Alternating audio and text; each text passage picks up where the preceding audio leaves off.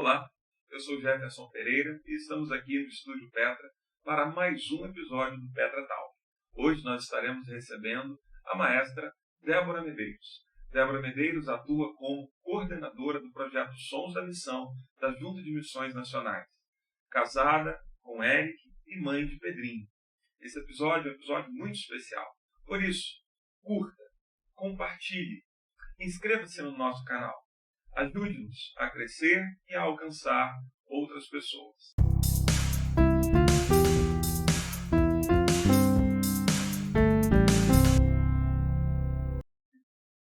A unção de Deus chegou aqui. A unção de Deus chegou aqui. Aonde Deus está, o mal tem que sair. A unção de Deus chegou aqui. Tu és maravilhoso, Jesus. Tu és maravilhoso, Jesus. Aonde Deus está, o mal tem que sair. A unção de Deus chegou aqui. A paz do Senhor, queridos. Sejam muito bem-vindos a mais um Petra Talk. Fala, família. Estamos hoje com uma convidada muito especial, uma bênção de Deus na nossa vida, desde a infância, uma grande amiga, serva do Senhor, Débora Medeiros. Seja muito bem-vinda, minha amiga. Obrigada, gente. Muito obrigada. É um prazer estar aqui com vocês. Um privilégio muito grande.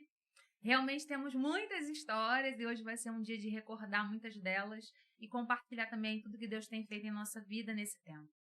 Muito obrigado você, Débora, por ter vindo. Débora é uma amiga, né? Desde a infância, a gente convive. Melhor amiga da minha esposa. Sim.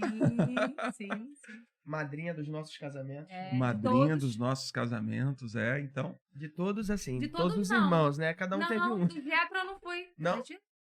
Não fui. É bom destacar isso aqui, não fui. Quando for fazer aniversário de 25 anos, corrijam isso. É a chance. Né? Mas, Binha, seja muito bem-vinda. Isso aqui é como se fosse a sala da nossa casa. E queremos ter esse papo livre, né?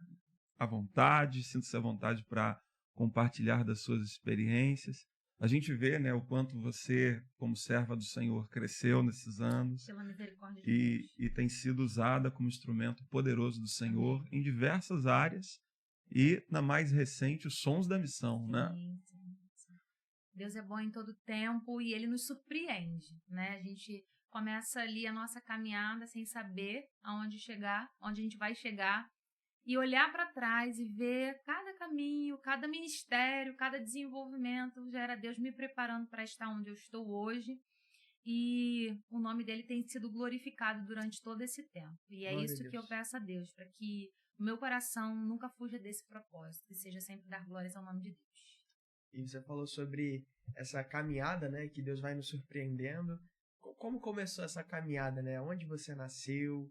Quem é a sua família? Quem é a Debinha? Binha mesmo, né? Para os íntimos, Binha.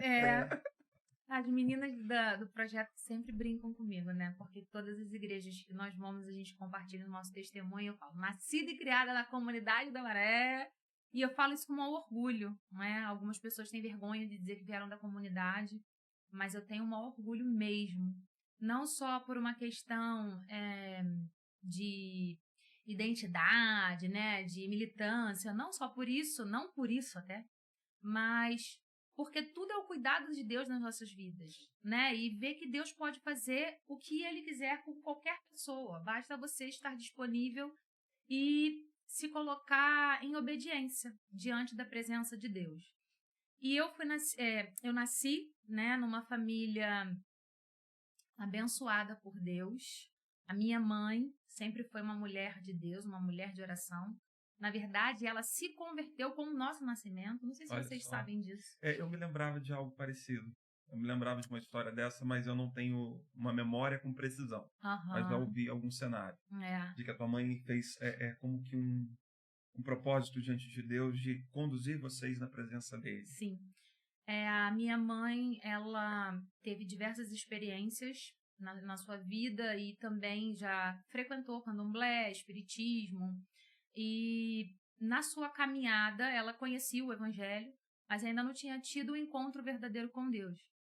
E Na primeira gestação, né, da Cíntia, minha irmã, ela fez um voto com Deus, que se Deus desse filhos saudáveis, ela os criaria na presença do Senhor. Então, o nosso nascimento marcou também esse compromisso da minha mãe com Deus, não só por Deus ter dado filhos saudáveis, mas também porque ela teve uma experiência real com o Senhor Jesus e houve transformação de vida, né? E através da vida dela, nós tivemos acesso ao Evangelho e o maior exemplo dentro da nossa casa. Então, eu louvo a Deus pela vida da minha mãe, por ser sempre esse exemplo de mulher de Deus, mulher de oração, serva do Senhor, temente a Deus, e nos criou em seus caminhos. Marlene, quem conhece Marlene sabe que é serva do Senhor, né? Quantas pessoas abençoadas, quantas mensageiras. Quanto amor, né? Quanto amor numa pessoa só. Eu acho que esse é o adjetivo que classifica bem a minha mãe, sabe? As pessoas, assim, em alguns momentos, ela até ouve assim, você é boa, tá ajudando, uma coisa que não deve. Mas a minha mãe, assim, as pessoas batem, Marlene, quer uma comida, quer um dinheiro pra comprar não sei o quê. Ela compartilha tudo que tem, sabe? Nunca foi uma pessoa mesquinha, nunca foi uma pessoa egoísta, sempre compartilhando com todos, né? A tia que vem lá não sei das quantas, que sai com a bolsa cheia de roupa. É o vizinho de baixo que tá com fome, já vai passando, tá na hora do almoço, tô sentindo cheiro, Marlene. E ela sempre com muita alegria. E assim, lá em casa sempre foi muito cheio de comida, muito cheio de coisa assim, porque já contava que ia dar. Entendeu? Já conta, não, isso aqui é do fulano, isso aqui é do Beltrano. Então, assim, ela transborda amor no seu meus coração. pais também têm um perfil semelhante, né? Você conhece papai e mamãe? Sim. São doadores. São pessoas que têm um coração voluntário, coração desprendido, no sentido de ajudar, de dar, e às vezes até com alguma privação. Se priva de alguma coisa para poder... Sempre. Ela tira do corpo dela para dar para os outros. Mas mãe, a senhora acabou de comprar isso. Mas fulano tá precisando. Eu não tô precisando disso. Fulano tá precisando. E como que isso impacta a vida de uma criança, né? Como isso marca. Imagino como... E marca não só a vida da família, mas dos amiguinhos, de todos da região. E essa imagem de alguém gritando, Marlene, é uma imagem que a gente já viu muitas vezes. Talvez a gente já tenha gritado lá também algumas. Binha, você falou, sou nascida e criada no Complexo da Maré. Obviamente você não nasceu na Maré, você deve ter nascido no hospital. Cara, eu nasci na Tijuca, você acredita? Olha só. Eu nasci no Hospital da Tijuca. E hoje estou morando na Tijuca. Mas eu sempre fui uma pessoa pegada à comunidade. A minha irmã, assim, né? Quando perguntava assim, Cíntia, qual é o seu maior sonho? Meu sonho é sair da comunidade, ser isso, ser aquilo, ganhar dinheiro, não sei o quê. Débora, qual é o seu maior sonho? Meu sonho é ter um apartamento na Vila do Pinheiro. E ser circense. Eu tinha um sonho de trabalhar no circo, sendo palhaça de circo, esse era meu sonho. E eu sonhava com isso, você acredita? Você tem uma veia artística muito forte, né? Você tá na música e tal, que é uma arte e tal, mas você tem uma veia cômica, você gosta disso, né? Algumas pessoas dizem. Quem quiser dar uma olhadinha no Instagram, eu vou dizer alguma coisa lá. Eu vou dizer uma coisa, eu tava até falando com a minha mãe há umas semanas atrás, eu falei assim, acho que eu me tornei uma pessoa chata. Antigamente eu era uma pessoa feliz, antigamente eu era uma pessoa... Eu chegava no trabalho e falava... Agora eu preciso chegar, gente, bom dia, paz do Senhor, graça e paz. Graça e paz, né? Graça e paz. Eu sou missionária, eu não posso mais brincar, perde o respeito, sabe? Aí a minha falou assim, não, minha filha, você continua sendo a mesma pessoa, só que agora você tá mais madura, você não tá mais velha, meu Deus, a gente vai envelhecendo, né? E vai...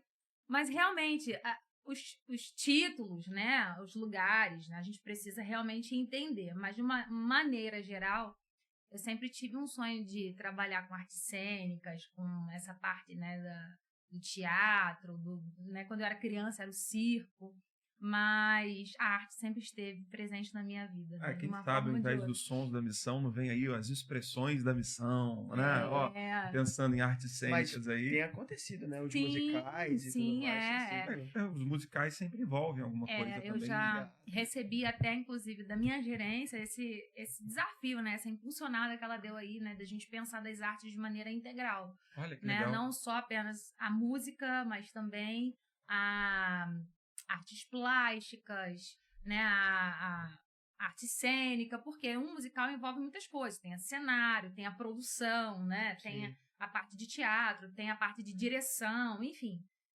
E é uma forma de integrar de fato. E dá oportunidade, né? Dá oportunidade para todos. Fazer um comentário aí que sobre esses sonhos, de alguma maneira você não tá no circo, mas tá trabalhando com arte, então só falta o apartamento da Vila do Pinheiro para realizar todos os seus sonhos.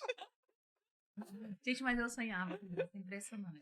Eu sonhava com isso. Eu acho que esse daí já tem outro apartamento, né? Quem sabe um projeto na Vila do Pinheiro, mas... Pode ser.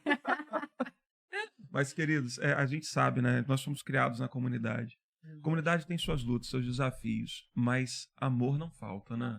E ainda assim, às vezes as pessoas têm uma visão de violência, de pessoas envolvidas com drogas. A gente sabe que tem tudo isso. Mas o povo em si, a maior parte do povo, é um povo muito solícito, um povo que convive muito bem, um povo alegre, né? E até quem está na vida do crime, na ilegalidade.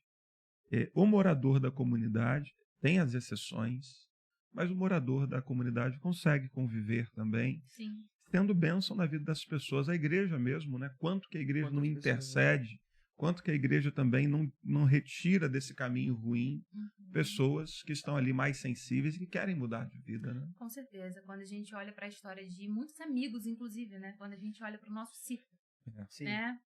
Todos aqueles que quiseram ter um futuro diferente conseguiram traçar. É óbvio que a gente olha para trás e vê muitos que ficaram pelo caminho, né? Que tiveram um futuro não tão promissor assim. Mas, de maneira geral, eu conheço muitas pessoas que hoje conseguiram chegar onde sonhou, onde idealizou, né? Ser alguém de bem, fazer a diferença nesse mundo, né? Ter uma estabilidade financeira. Alguns saíram da comunidade, outros permanecem na comunidade, né? E isso é um questionamento que às vezes era feito, inclusive, nossa, fulano de tal tá bem, tem carro, tem dinheiro, mas por que quer morar na comunidade? Fulano não sai da comunidade. Eu acho que a comunidade não é esse lugar pejorativo, não tem que ser esse lugar visto como algo que não presta. E temos, sim, as nossas dificuldades, mas é um lugar, como você disse, de gente de bem, de gente trabalhadora. E é um lugar que pode ser um lugar de paz, porque eu acho que o lugar de paz não é o que está na sua volta, é o que está dentro de onde você está. Né? Então, assim, tem muitas casas dentro da comunidade que vivem em paz e pessoas que moram em mansões e vivem num verdadeiro inferno. Nós cantamos uma música na abertura aqui, relembrando o Diácono Durval. Exatamente. Pessoas simples. Não sei quanto tempo viveu na comunidade, não sei se ele é dali, se ele veio de fora como imigrante, mas luz ali, né? Um indivíduo que morava num bequinho lá no finalzinho da comunidade, mas luz. Por onde estava, abençoando as pessoas, empurrando o carrinho dele, vendendo tempero, né? Nos inspira até hoje, deixou um legado, né? Da sua vida. E Pedro nasceu no mesmo dia que ele, meu filho. Caramba. Olha! A gente até ficou assim, né, pensando, porque eu acabei marcando a cesárea, acabou sendo nesse dia. E eu fiquei, assim, com um sentimento de gratidão a Deus, porque o irmão Durval realmente foi uma pessoa que nos inspira até hoje, né? E ele dizia, esse é o dia que fez o Senhor, regozijemos e nos alegremos nele. E foi essa frase que eu pensei exatamente no dia do nascimento do Pedro. Esse legado que o irmão Durval deixou em nossas vidas, né? Que bênção. Me lembrei também do diácono Isaías, né? Que também numa vida muito simples, uma casinha lá, a casinha nem era de frente para a rua. Sim, nos fundos. E, nossa, que lugar de bênção, que pessoa que influenciou dezenas, centenas e, quiçá, milhares de pessoas. Sim. O diácono Isaías, ele foi meu mentor. Na minha adolescência, ele me deu o privilégio de ser amigo dele. Eu me lembro que um dia, eu conversando com ele, eu falei, senhor Isaías, eu queria chamar o senhor, eu sempre chamava de diácono Isaías, eu queria chamar o senhor de Isaías apenas, eu posso? Ele, por quê? É porque eu quero que o senhor seja como meu amigo. E aí, se eu falo diácono Isaías, parece que está muito longe, sabe? Na minha cabeça ali de adolescente, eu falei, quero chamar o senhor de Isaías. Ele, não, se é por isso, você pode chamar de Isaías, porque eu sou seu amigo, sim. Então, nossa, né, pessoas... Muito especial. E a gente estava falando, Binha, sobre sair da comunidade. O insight que me veio é que, inevitavelmente, se as pessoas que forem alçando melhores condições, forem saindo e não retornando, também o lugar ele precisa de auxílio, ele precisa de pessoas que estejam ali para doar, para assistir, Sim. né? Você estava falando da sua mãe, que sempre tinha um pouquinho mais e compartilhava. Quem tem um pouquinho mais também tem que estar nesse ambiente, né?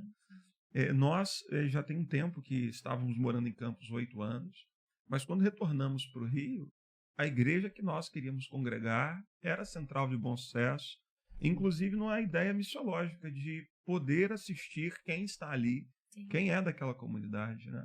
Sim. E esse senso de pertencimento também, né? A gente foi nascido e criado ali, tem histórias, né? Tem lembranças. E a gente também tem de direcionamento de Deus, né? Tudo é baseado naquilo que Deus nos direciona. E quando a vontade de Deus se une ao que a gente gosta também, né? É algo que se torna ainda mais especial, porque a gente está perto das pessoas que nós amamos, né? E, então é algo muito especial mesmo.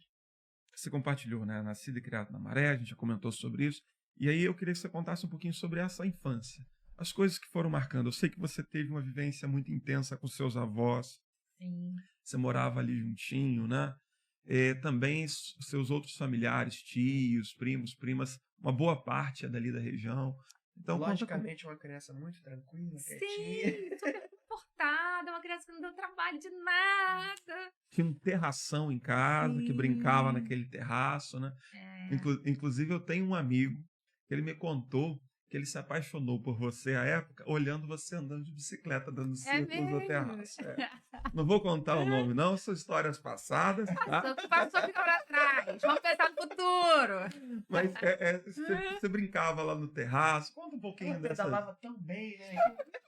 Aqueceu o coração. Olha, eu sempre fui, assim, do povo, da galera, sabe?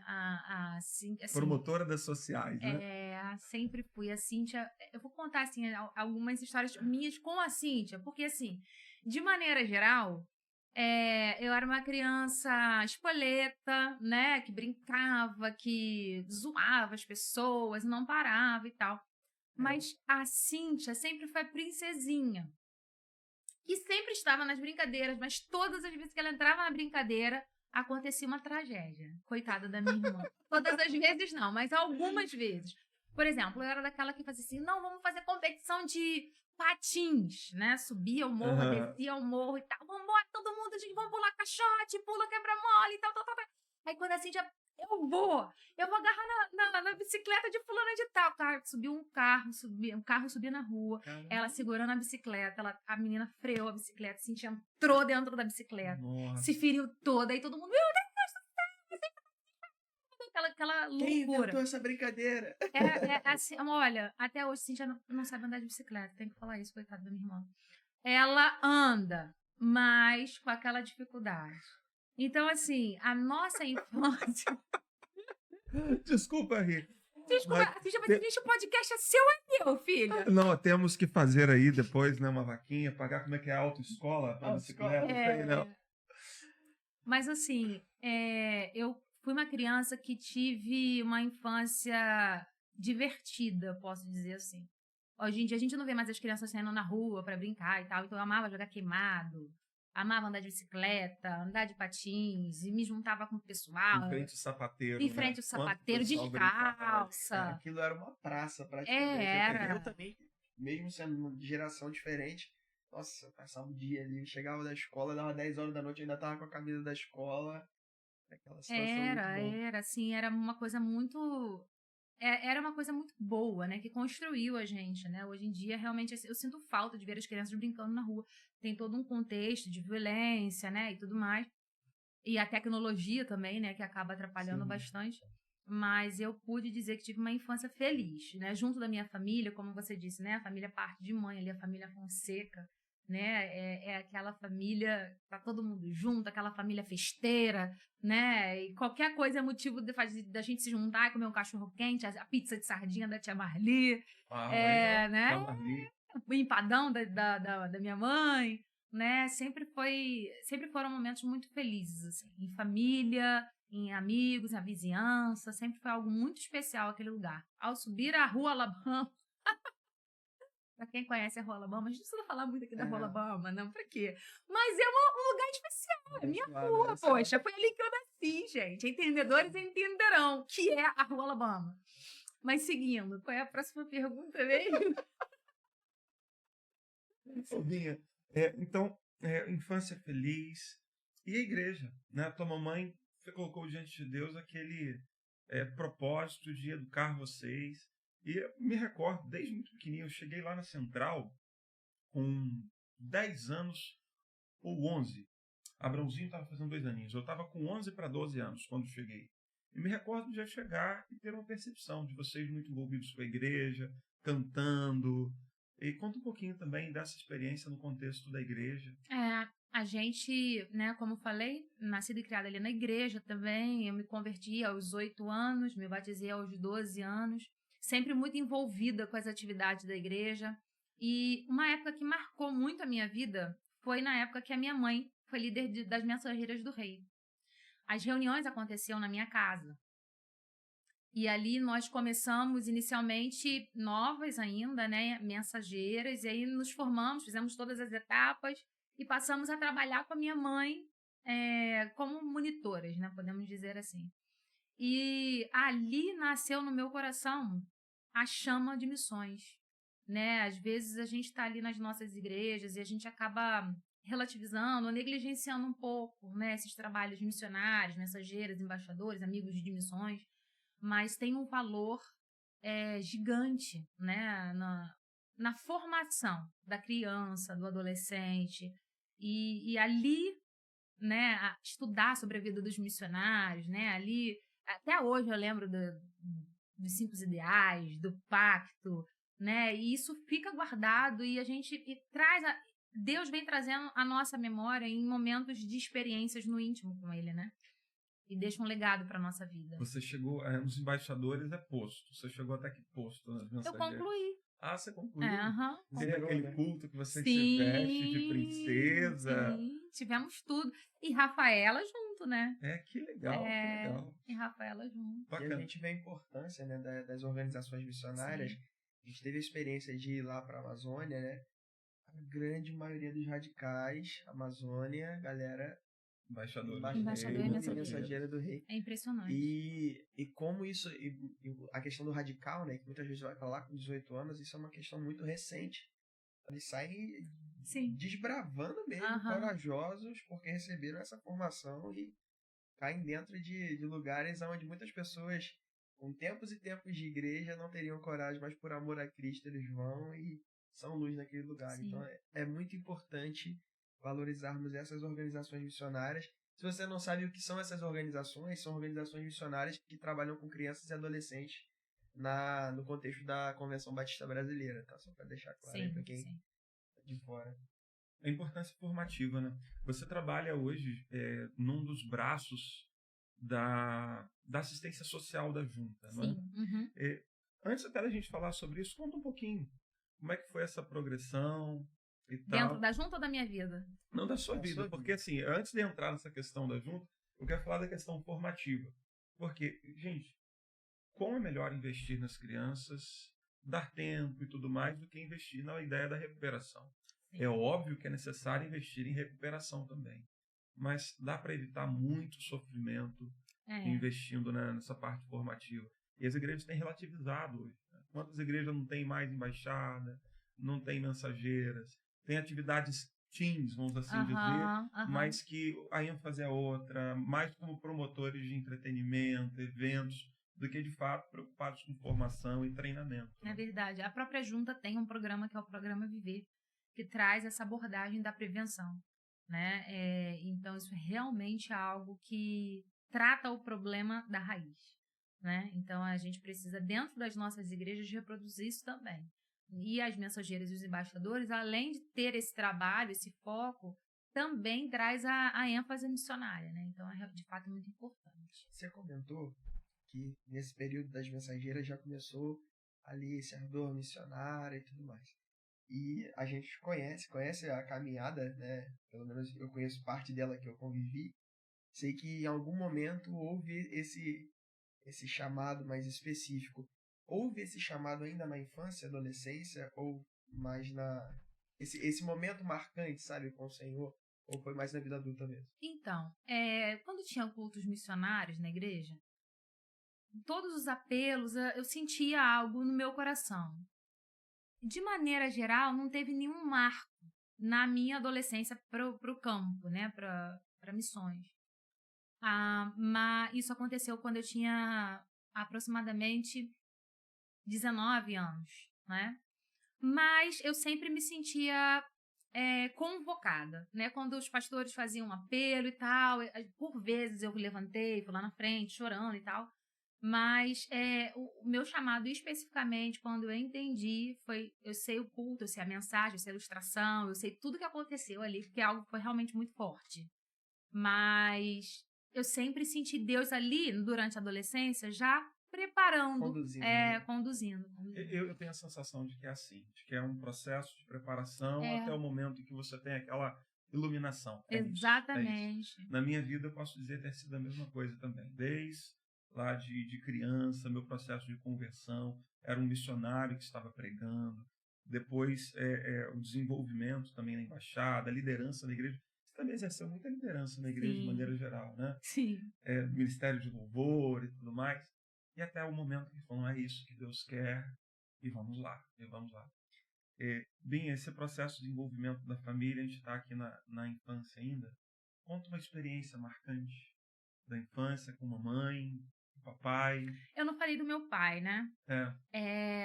Meu pai, porque, na verdade, durante a nossa infância, meu pai sempre trabalhou muito, né? Então, ele acabava, consequentemente, sendo mais ausente, porque ele que provia o sustento da casa, né? E ele nunca foi, assim, aquele pai muito carinhoso, aquele pai muito...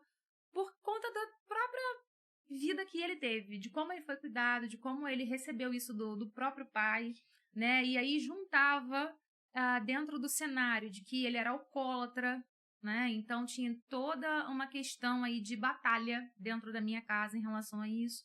Então a gente acabou ficando mais próximas, né? Eu e minha irmã, nós acabamos nos aproximando mais da minha mãe, principalmente nessa infância, adolescência, por conta disso.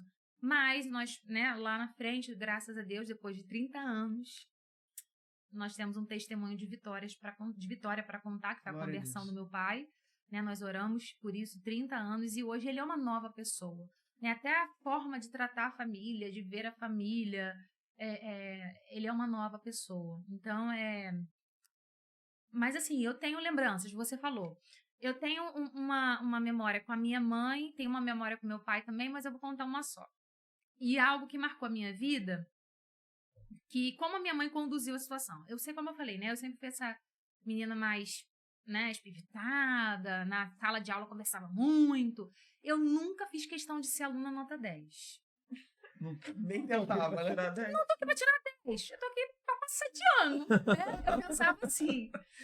E a Cíntia sempre foi muito aplicada, né? Sempre foi muito aplicada, nota 10. E quando ela não tirava 10, ela era obstinada. Não, tirei 9,5. Como assim? Eu disse, pra que isso? Daquelas que choravam com 9,5, né? Chorava com 9,5. Assim, chorava com 9,5. Pra que, gente? Tanta coisa pra sofrer na vida. Mas eu amadureci. Não amadureci, hoje... Passei, engraçado que hoje eu sou essa pessoa. Se for mais de 8, ele não chora mais. Você chora com 9,5 não hoje? Não choro, mas eu luto pelo 10. Eu fiz agora a faculdade. Eu luto pelo 10 também, mas se não vem, eu já não sofro. Não sofro mais porque a gente evolui, né? Mas eu digo assim, eu mudei, eu sou uma outra pessoa. Hoje na faculdade de música, né? Levando em consideração esse cenário. Mas vamos voltar. Então, como eu gostava muito de conversar, então sempre tinham aquelas, né? Débora tá conversando demais, da professora com a minha mãe. Débora tá conversando demais, essa menina precisa prestar mais atenção. E como eu estudava na mesma escola que Cíntia, né? E em geral os mesmos professores, então a Cíntia passava pela turma, depois eu seguia. Você tinha que ser igual a sua irmã, né? Sempre teve essa comparação. É natural. Não é? Vocês sabem muito bem o que é isso. O irmão mais novo vai ser comparado com o mais velho. E aí aquilo assim... Pô, gente, minha irmã é uma, eu sou outra, gente. Por que tem que ser igual? E aí, uma coisa que marcou a minha vida foi que eu tirei uma nota baixa, né? E a professora teve uma conversa séria com a minha mãe, dizendo, olha, se ela não estudar, se ela não se empenhar na próxima prova, ela pode repetir de ano. Ou reprovar, repetir a matéria, uma coisa assim, não lembro exatamente. Mas eu sei que a minha mãe sentou comigo, e bem séria, assim, com muita tranquilidade, muito equilíbrio, disse assim, minha filha, olha só, a mesma educação que a Cíntia recebe, você recebe. Tudo que a Cíntia tem, você também tem. Ela é inteligente, você também é. Ela se dedica, você também pode se dedicar se você quiser. Se você se dedica. Você pode se dedicar se você quiser. Então, não tem nada de diferente na Cíntia. Você é inteligente, você precisa se concentrar, precisa diminuir essa conversa que você tem dentro da sala de aula e você precisa se esforçar. Se você se esforçar, você vai conseguir, porque você é capaz. E aquilo ali pra mim fez um sentido tão grande. E que eu tirei, se não me engano, se não foi 10, foi uma nota tipo 9 e pouco e tal. E aí a Cíntia, minha mãe, então a família inteira ficou feliz, todo mundo vibrando junto, aquilo. A minha mãe, tá vendo? Quando a gente quer as coisas, quando nós nos empenhamos em algo, nós somos capazes de conseguir e tal. Então, aquilo ali, pra mim, marcou a minha vida, né? Eu trago isso pra minha vida inteira. Legal, porque, legal. assim, a gente vê, às vezes, alguns pais, né? Sim. Essa coisa de comparar irmão, né? Do tipo assim, tá vendo? A professora falou, seu irmão, por que você não compara? E só grita, só se desgasta. Então, assim, senta, conversa. Destaca ali os pontos positivos que a criança tem, né? Trazer pra criança autoconfiança, né? Num contexto de diálogo, né? De comunicação transparente. E a minha mãe fez isso, assim, sem nenhuma... De maneira natural, né? Sem teorizar, né? Sem teorizar, sabe? É o Sem jeitinho dela. Sem estudar. Ah, não, essa é a forma de conduzir, né? Como você vai elogiar, como que você vai impulsionar.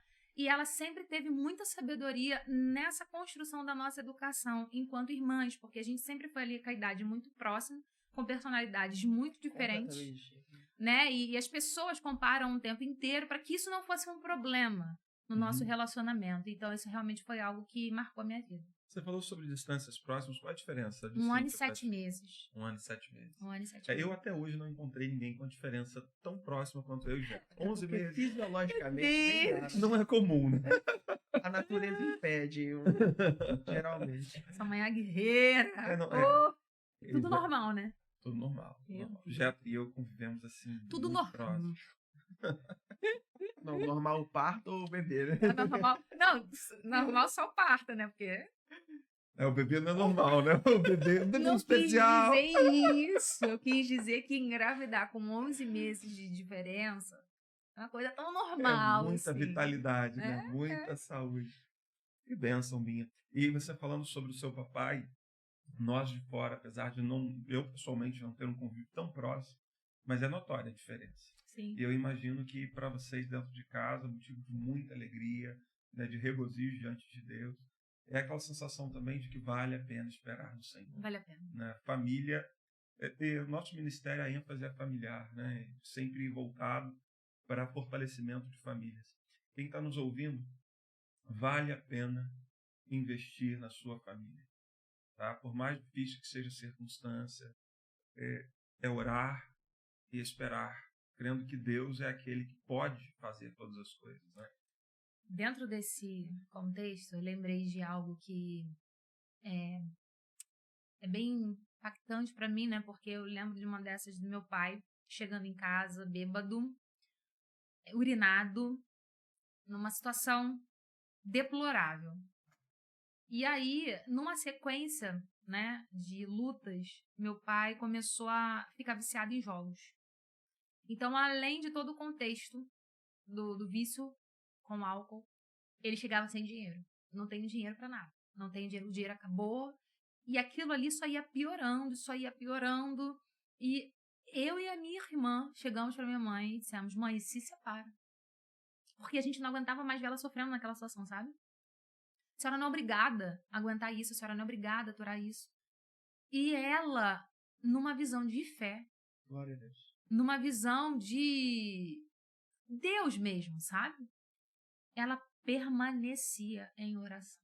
Então, assim, é o nosso maior exemplo de oração, sabe? Porque nós orávamos, mas ela era a esposa. Então, ela, sobretudo, sentia todo aquele sofrimento. E hoje, né? A gente ter esse testemunho de salvação, né? De ver as promessas de Deus se cumprindo dentro da nossa casa, realmente é algo que traz uma esperança de que vale a pena e que o tempo de Deus é diferente do nosso tempo, né? E então viver debaixo da vontade de Deus e esperar no Senhor em fé, né? No tempo certo ele age. E desde que isso aconteceu, assim, para mim, eu já usei diversas vezes esse exemplo. Quando eu vejo alguém lutando, batalhando em fé ali por alguém, por algum familiar, eu tenho que citar a tia Marlene, tenho que citar a família de vocês. Então, gente, foram 30 anos. Não são 30 dias, não são 30 semanas. São 30 anos. E eu me lembro de Efésios 5, fala sobre a perseverança, gerar um caráter aprovado e uma experiência. Essa experiência produz eu tô tentando lembrar exatamente qual é a sequência, mas Paulo ele vai fazendo uma gradação ali, né? E ele termina falando sobre a esperança. E a esperança não nos decepciona, né? E aí eu vejo de alguma maneira isso acontecendo na vida da sua mãe. Essa esperança que ela depositou no Senhor. Ali ele tá falando também da glorificação, da esperança final, né? Mas essa esperança que ela depositou no Senhor não foi decepcionada, porque o Senhor viu o clamor dela, o Senhor atendeu aquela súplica, né? É a questão também de entender valor. Hoje as pessoas casam por diversos motivos, mas muitos deles egoístas. Então eu tenho atração, essa pessoa é agradável, ou eu estou apaixonado, e eu quero ter essa pessoa para mim. Eu quero vinculá-la a mim. E aí então o indivíduo se casa. Só que quando aquela pessoa não se torna mais aprazível, aquela pessoa não é o que eu pensava, já não está sendo mais agradável esse convívio, então acabou. Vamos encerrar aqui. E é interessante. A história que você conta, associado ao testemunho de sua mamãe, me faz lembrar 1 Coríntios capítulo 7, em que fala de uma pessoa que vive com outra, e a outra, ela ainda não crê. E é uma pessoa muito difícil. O apóstolo Paulo, então, dizendo, olha, se o marido descrente consente em viver com a mulher crente, quem se afasta nunca pode ser o crente. Permaneça com ele, porque assim são santificados os filhos. E ainda, o marido descrente é santificado pela mulher, pela esposa crente. O que ocorre numa perspectiva missional, o fato do outro não crer é mais um motivo para você estar junto. Porque aí você pode ser luz todos os dias até que ele creia. E aí quando a gente fala sobre valor, muitos falam, nossa, Deus abençoou minha família, meu lar foi restaurado e eu e meu marido vivemos bem agora. Peraí, era isso daí o máximo que você desejava? Porque viver bem não é o máximo. Ser salvo é o máximo. Ir para o céu é o máximo, sabe? Então, temos que perseverar, mas não perseverar só para ter uma vida boa. Dentro dessa perspectiva que você está falando, acho que eu estou repetindo muito essa frase, né? Vou mudar. Não encaixa. Mas... Tendo em vista, né? A minha mãe chegou a dizer assim, a Ruth era a nossa vizinha, né? Da frente. E aí a Ruth também orou muitos anos pelo seu esposo, ela morreu. E não viu o marido dela se converter, mas o marido dela, depois que ela morreu, ela se converteu. E por vezes a minha mãe dizia isso. Olha, eu acho que eu vou morrer e não vou ver seu pai salvo. Mas eu tenho certeza que ainda que eu morra, ele será salvo. Olha. Heroína da fé, como a gente leria em Hebreus 11, né? Temos que perseverar, temos que amar, né? Família é algo que vale a pena. É projeto de Deus. A Bíblia fala sobre não nos submetermos a julgo desigual. Mas quando aquele membro da família se converte, às vezes você é o primeiro crente da sua família, persevere. Quantos começaram assim? Eu fui o primeiro, mas depois veio Beltrano, Cicrano, e então a família inteira acaba por vezes servindo ao Senhor. Então isso é algo maravilhoso. E que bom, Binha, que bom ouvir e ter você compartilhando, né, esse testemunho da sua mamãe. Vocês foram crescendo, vieram ali as naturais paixões, e então vem a questão de formar a sua própria família. Sim. Porque toda essa bagagem, né, ela te fortalece e te prepara para formar a sua família. E Eric, né, meu esposo, Salve, Eric. Tio Tá Rec, tio ouvindo Rec. na outra sala ali com o nenenzinho. Também começou no ministério, né? O nosso relacionamento começou no ministério. Eu lembro desse fatídico dia. Eu ainda não era adolescente, mas eu ouvi o fuzuê que o pessoal fez. Essa história é polêmica. Polêmica essa história. Nossa, assim, vou tentar resumir essa história. Os adolescentes dessa época, hoje devem ser todos jovens de 20 e poucos São. anos, né? Quase tem uns de 30. Tem né? uns de 30. Meu Então, o Deus, pessoal eu que tô tá nos velha, ouvindo aí, ó, meu depois Deus. dá um joinha, tá? É. Ele fala, eu lembro, tia Dedé, pode É, colocar lá. Então, nós começamos a trabalhar com os adolescentes.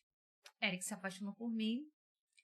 E aí, ele se declarou pra mim. Eu disse, não tem nada a ver, eu não gosto de você. E vai misturar as coisas, né? A gente trabalha com os adolescentes. Então, assim, em primeiro lugar tá o ministério, né? A gente não pode comprometer a obra de Deus por isso e tal. Aí o Eric sai daí e falou, Senhor, essa eu percebi, olha só que Aí ele respondeu, visão. buscar primeiro o reino de Deus e todas as coisas serão acrescentadas.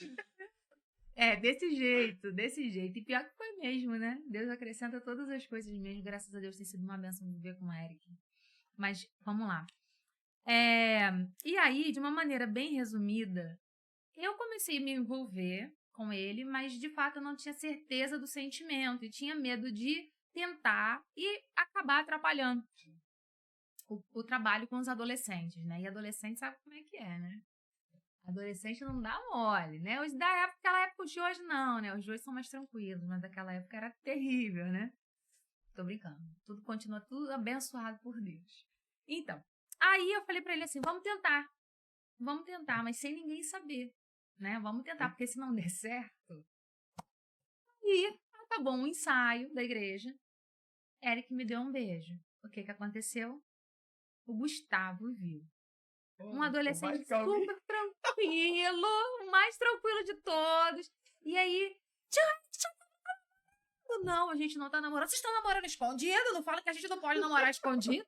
Não, a gente não tá namorando escondido. Então, o que vocês estão fazendo? Vocês estão beijando? Não, Gustavo, olha só. Deixa a gente te explicar. acidente. Aconteceu um beijo acidental. A gente tava conversando, a gente tá tentando, mas a gente ainda não sabe se é isso. A gente não pode expor por causa...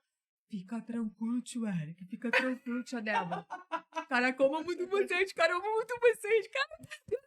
Não, Gustavo, a gente não tá junto. Pode deixar, não vou contar pra ninguém, tá? Eu falei pra Eric, todo mundo amanhã tá sabendo. O Eric, Débora, o Gustavo prometeu, a gente conversou com ele não vai fazer isso. Eric, amanhã tá todo mundo sabendo. É melhor nós contarmos, né, do que deixar ele contar. Não, contar o quê? Né? Contar o quê? Porque até então... Aí eu falei, a gente tá namorando. Ele quer? A gente tá namorando. Nem que seja por um dia, por um mês, estamos namorando. Então, quando as pessoas vierem falar... E foi exatamente o que isso aconteceu. Ontem, no dia seguinte, passei na rua e eu disse, gente, o que vocês estão conversando, gente? Vocês estão falando de quê? De mim do Eric? Tipo assim, né? Você tá falando de... a gente tá namorando. A gente tá namorando. Vocês estão namorando. E foi desse jeito. A gente assumiu o namoro. Pra não ser nem namoro escondido, nem segredo, nem aquela coisa, porque realmente já tava todo mundo sabendo. Exemplo, né? Pra não dar mau exemplo. Como que o Gustavo abençoou você? Não é? Olha, usado por Deus. Sensível, Deus te abençoe, Gustavo. E Deus te aí, Guga, tamo junto. E aí foi desse jeito. E aí a gente foi ali namorando, né? Naquele namoro meio que, né? Forçado. E uma das frases que Eric falou pra mim, né? Antes, assim, eu só quero uma oportunidade de tentar te conquistar de perto, porque de longe tá muito difícil. Olha. E o cara, bom, filho, porque com um mês, quer dizer, daqui a um mês a gente termina. Com um mês a coisa foi desenvolvendo. Com 6 meses eu tava falando que amava ele. E com 7, 8 meses a gente já tava planejando o casamento. Glória a Deus. Foi desse jeito. E desse início de namoro até o casamento, demorou muito tempo? Eu não me recordo. Não, a gente namorou 1 ano e... Não, 2 anos. 2 anos e meio, mais ou menos. Agora, me deu um nó agora, porque a gente marcou a data do casamento e depois antecipou. Sim. Né? Isso e aí aí eu me lembro. fez uma confusão na minha cabeça agora. Mas acho que foram 2 anos e meio. Eu acho que foi isso, de namoro. Entre namoro e noivado, né? É. O noivado foi curtinho de vocês. Foi. A gente, na verdade, noivou com 1 um ano e pouco. Sim. Um ano e pouco a gente noivou no retiro, No né? retiro. É. Nossa, eu lembro desse retiro.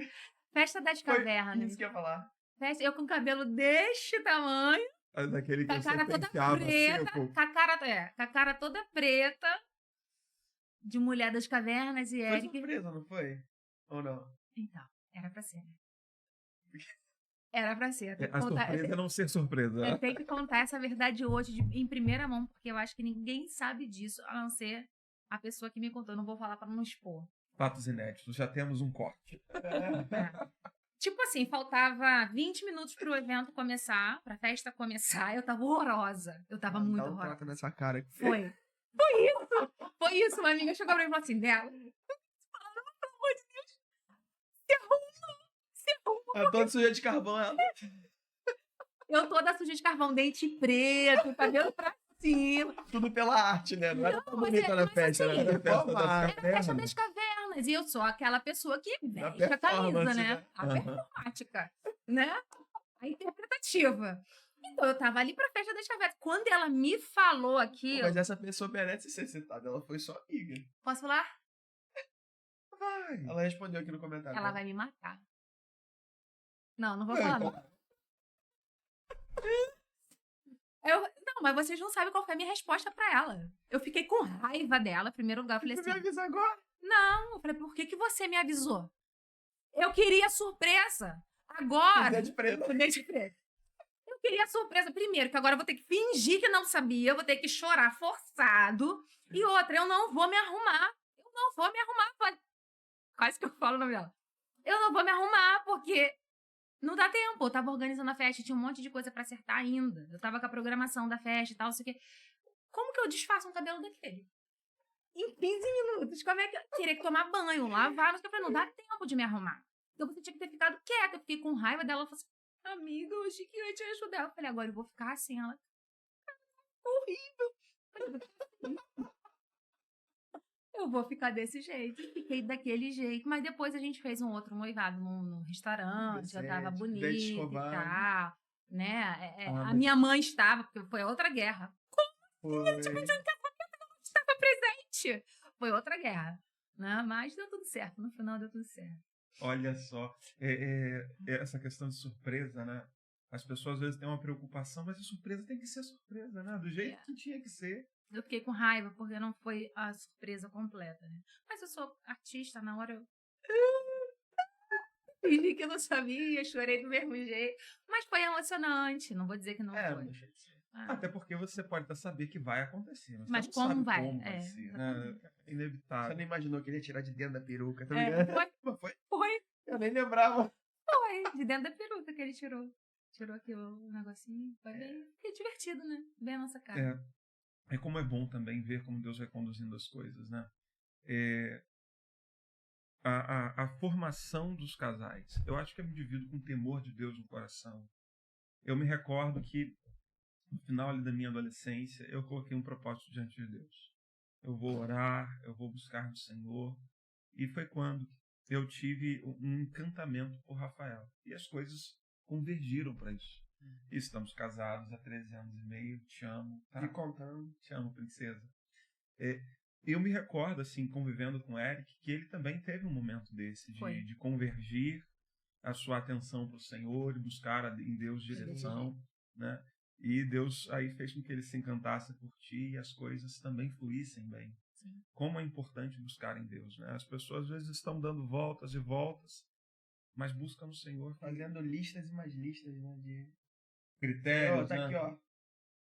Eu me lembro do pastor John me falando, teve um dia que ele orou para Deus e falou, Senhor, pode ser do jeito que for, mas tem que ser do Senhor. Tem que ser uma bênção. Eu acho isso aí Olha, eu tô lembrando, interessante. voltei agora, assim, né, como um filme.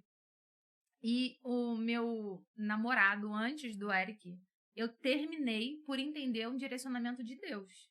Porque eu ainda gostava dele. Então, quando a gente fala assim, né? Ah, mas como é que você sabe que é a pessoa certa? Né? Eu acho que a gente escolhe. E Deus aprova. Sim ou não? Você sente. Eu Mas entendo não dessa é uma forma. questão de afeto, né? É interessante você falar, eu concordo. O afeto, ele se desenvolve. Você tem que casar No caso, amando. foi assim também. Mas o início não é só por afeto. Exatamente, o namoro pode começar assim, né? Tanto é que eu comecei com o Eric e assim, tinha assim, não vou dizer, ele fica com bastante raiva, né? Quando eu digo assim, eu não gostava dele, ele, não. Fiz a caridade ali uns 3 meses. Eu comecei forçada, né? Foi quase amarrada, mas tudo bem.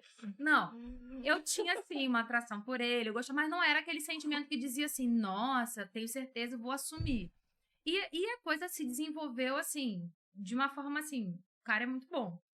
Em contrapartida, Ô, Eric, não fique triste de ouvir que ela não te amava, porque te ouvir, o cara é muito bom. o cara é muito bom. Mais do que Ouvir mil isso. palavras. O cara é muito bom e eu amo demais. Inclusive, meu amor, eu sei que você tá me ouvindo na outra sala, mas eu vou falar aqui pra você quando você me assistir, tá bom? Eu te amo muito e louvo a Deus pela sua vida. Tamo junto até a eternidade. Então, eu acho que é muito isso, porque às vezes a pessoa entende que não é pra ser aquela pessoa, mas diz assim, eu amo tanto. Eu amo tanto. Mas podia ser, né? Não, às vezes continua, porque acha assim, se eu amo, é porque Deus quer que eu fique com ela, né? Ou com ele, porque senão Deus tiraria esse amor do meu coração. E não tem a ver com o sentimento. Não tem a ver com o sentimento, tem a ver com o consentimento, entendeu? De Deus.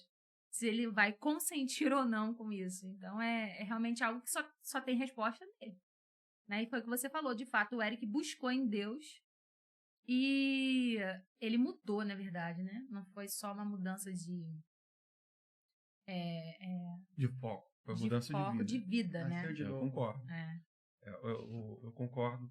Bom, casaram-se, então seguem todas as dinâmicas da vida, né? E agora chegou um príncipe, né? Deus Sim. coroou essa união. Quantos aninhos casados, Débora? 13 anos. 13 anos. É verdade, Sim, a nós gente casamos casou pertinho. Eu iria me casar antes, mas eles anteciparam e casaram primeiro 13 Já vamos aninhos. fazer 14 anos. E agora chegou aí o Peter. Nosso milagre. O Pedrinho. Nosso milagre. Pedro é uma bênção de Deus. Nós tentamos engravidar. Eu tinha 26 anos.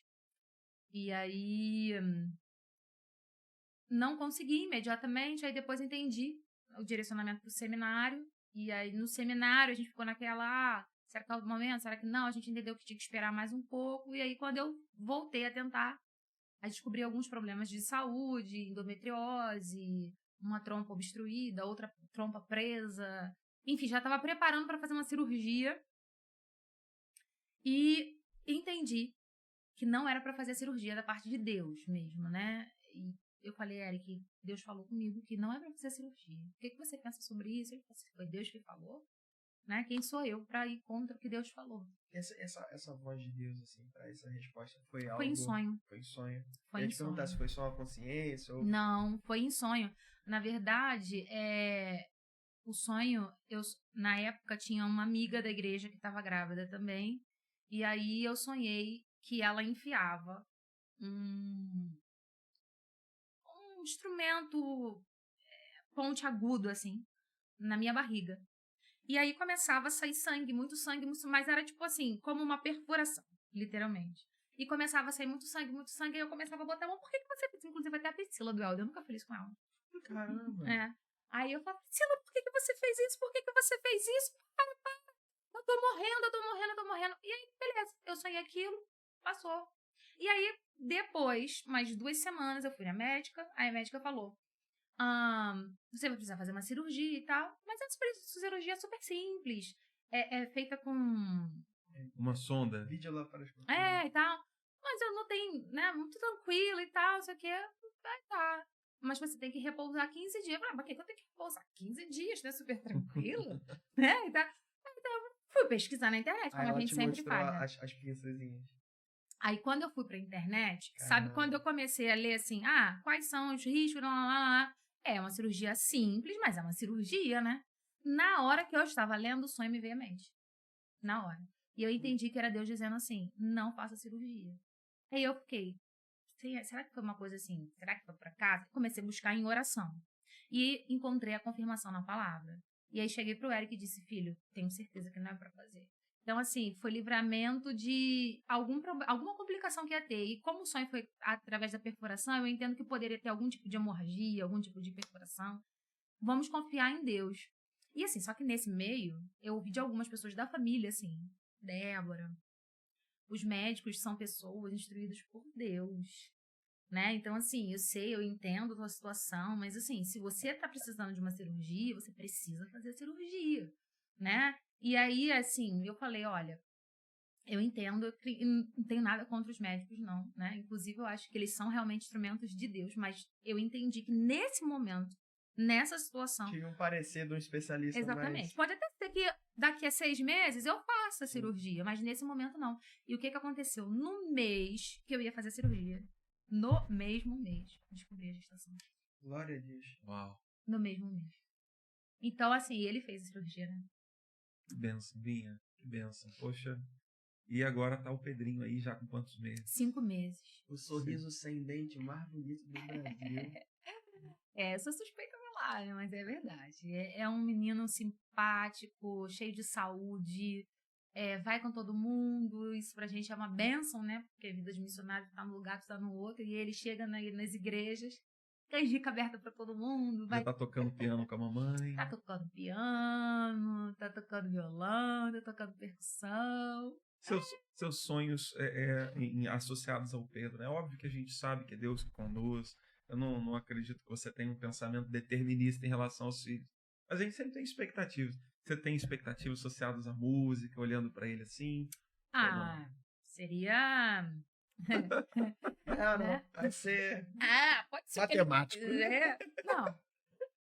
Profissionalmente falando, eu penso assim, não precisa... Até se ele quiser ser médico, pode ser.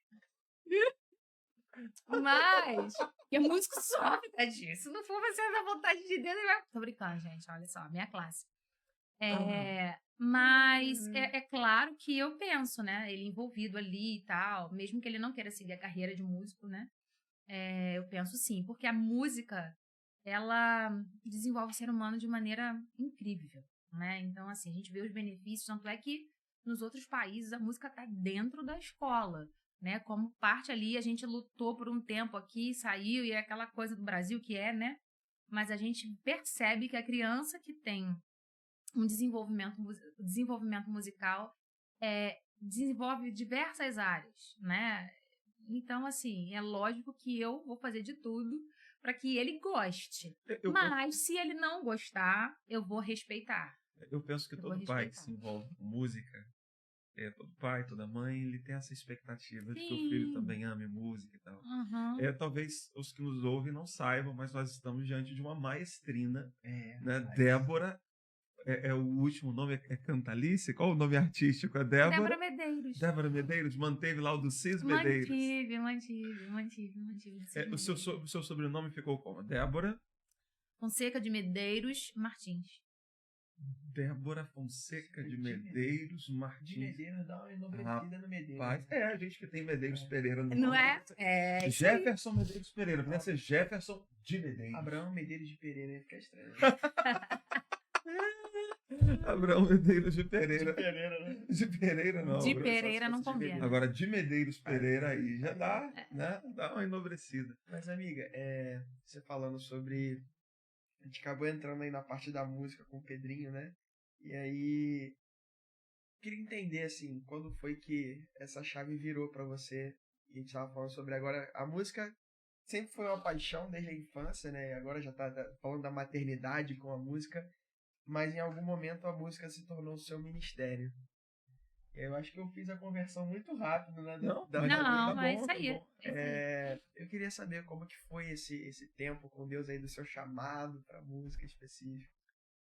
Como você disse, eu tenho ali a influência da música desde criança, principalmente pelo André, né? Que é meu primo irmão, né? Que sempre esteve muito presente na nossa vida. Foi influência sobre uma galera. Eu fui influenciado pelo André, o Getro, acho que todo mundo na minha Porque ele geração. mandava uma playlist assim, ó, ouve isso aí, é bom. Até hoje eu ouço as músicas. Obrigado, André. Eu acho que a influência ao concurso da nossa geração foi o Weber. Eu acho que o Weber André, eu digo André porque era da minha família, né? Mas o Weber também, era o próximo nome que eu falaria. Não, assim, eu entendo na sua experiência, mas da nossa geração como um todo, eu acho que a influência mais forte da nossa geração em si foi o Weber. Sim. E aí ao lado ali você tinha André, que, talvez na verdade, o Weber foi influência pro André. Pro André também. Exatamente. E aí depois veio aquela Naquele grupo que era o Ministério de Louvor 1. Grupo 1. Não me fala nisso Jesus. não. Olha, eu tenho que revelar uma coisa aqui também. Dia de... Não vamos entrar nisso, não. Pô, mas já que você entrou... Cara, isso pode dar o que falar. Pensa aí, ó. Faz aquela conexão rápida, fala ou não fala? Mas eu vou te falar. Esse negócio de louvor 1, louvor 2. O povo sentava lá na frente do louvor 2. Tu lembra disso? O Weber, o André, a galera ficava... Vai, quero ver. Vai errar. Ficava botando aquela pressão na gente, né? Me traumatizou até hoje. Sério, Binha? Você acredita? Até hoje. Eu acredito. Até hoje não, porque eu já resolvi isso. Semana passada, né? Semana passada. Não, mas a pressão de tocar. A pressão de tocar, porque eu canto, eu falo, mas Sim. o tocar sempre foi uma trava pra mim. E isso também teve problema com isso, sabia? De tanta pressão que era tocar na frente da galera que sabia tocar. Eu acho que isso é uma pressão pra todo mundo, né? Você vai tocar na frente de alguém ali que é uma referência pra você e tal. Mas isso me perseguiu por muitos anos. Hoje está... Eu falei até hoje, mas não. Graças a Deus isso está resolvido. Mas foi por muitos anos. Eu também. Até semana passada, eu ficava nervoso de tocar na frente do meu irmão Jetro. Sério? Sério. Sério isso? Sério. Até semana passada, de brincadeira. Não, porque semana... Não. É uma força de Até a expressão. última vez que eu toquei. É mesmo, Bateria, fui nervoso. Porque ele pressionava? Não, mas porque... A figura dele... Mas eu acho que isso é pra todo mundo, cara. Tu fica assim com o Weber. É inevitável. Eu não vou dizer que eu fico inseguro, porque inseguro eu sou o tempo todo tocando. Então você não assume um estado novo quando aquele é o seu estado basal, constante. né? É o seu estado basal. Mas aquela vontade, sabe? Tipo assim, poxa, meu mestre tá ali, né? A minha inspiração musical. Eu quero tocar bem, entendeu? Eu acho que tem isso no subconsciente. Tem, mas tem. Eu tive né? isso. E eu tive muito isso. Mas, voltando à construção do que Abraão falou, em relação à música, eu sempre tive, né, esse envolvimento com a música na igreja também, cantando no Ministério de Louvor, e aí depois acabei assumindo o Coral Jovens Adoradores, né, e ali fiquei por 12 anos à frente do coral. Nossa, não tinha noção de que era tanto tempo.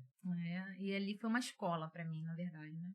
O Coral Jovens Adoradores foi o lugar onde eu me desenvolvi e também entrei no seminário e pude colocar em prática aquilo que eu ia aprendendo. Então, foi assim... Fomos cobaias. Foi um laboratório. Cobaias felizes. Cobaias felizes. Foram os meus ratinhos de laboratório. Né? Muito bom. E assim, quanta coisa boa Deus fez e me permitiu viver enquanto estava ali, né? Com o Coral Jovens Adoradores, então um carinho muito especial por todos esses anos. E só que eu nunca sonhei em viver de música. Eu nunca sonhei mesmo. Nunca pensei. Até porque quem estuda música de maneira geral, assim, e segue carreira, começa a estudar desde criança, né, e tal. Então, assim, eu não lia uma nota na partitura, né? Eu fui começar a ler depois que entrei para a faculdade. Então, assim, na verdade, um ano antes, né, que eu me preparei para fazer o vestibular, o teste de habilidade específica e tal. Então, nunca me imaginei nesse lugar profissionalmente. E a música, para mim, de fato, é algo que Deus colocou para realizar o propósito dele na minha vida. E olhar para tudo que eu estou vivendo, eu não tenho dúvida. Eu tenho, assim, algumas experiências que eu preciso contar em torno disso. Por exemplo, eu entrei na faculdade. De que forma eu entrei na faculdade? Clandestinamente. Não, foi quase isso. Olha só. Eu tinha 1 ano de estudo. 1 ano de estudo. Não é o suficiente. Ainda mais que assim, né? Eu não falei aqui, mas eu tinha uma empresa, né? Eu trabalhava pra caramba. Então, já exercia a liderança do ministério na igreja. Então, fazia um monte de coisa na igreja. E tinha um casamento. Então, era uma vida de uma pessoa assim, que fazia milhões de coisas ao mesmo tempo. Então, a música eu estudava, mas assim, suado, né? Aquela coisa assim, né? Não era aquela coisa fluida. Então, eu sempre olhava o edital do teste de habilidade específica e falava assim, cara, eu não tô preparada para fazer. Eu não tô preparada para fazer. E aí, de repente, eu cheguei pra Erika e falei assim, o que tu acha de eu fazer ano que vem? Tô sentindo, eu entendi de Deus que era para tentar. essa questão da paz no coração, né? Você ter uma inclinação e sentir paz naquilo. Aí foi algo realmente que eu senti. É. Não foi um sonho. Foi algo que, de repente, é agora. Eu falei, até você eu tô falou- sentindo que agora... Compartilhava com a gente. Aí você... Uhum, eu tô sentindo que agora... Aí o Eric falou, Agora que você você tá terminou o tentando? seminário. Tenta. Aí, eu entrei pra ver o edital. O edital mudou. O que eu tinha mais dificuldade, que era solfejo e tocar, tinha ficado... Ah, você pode fazer ou não. Você pode escolher se vai fazer ou não. Aí eu, peraí, eu li direito, meu nome não. Então, até que cheguei na prova, aí o professor Ricardo, né, que aplicou a minha prova. Então, agora você vai fazer...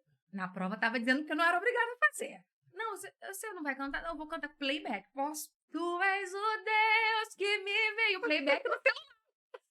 Você não toca nada? Eu só sei fazer alguns acordes no piano. Então, eu toco um hino, qualquer coisa. Eu falei, eu só vou cantar.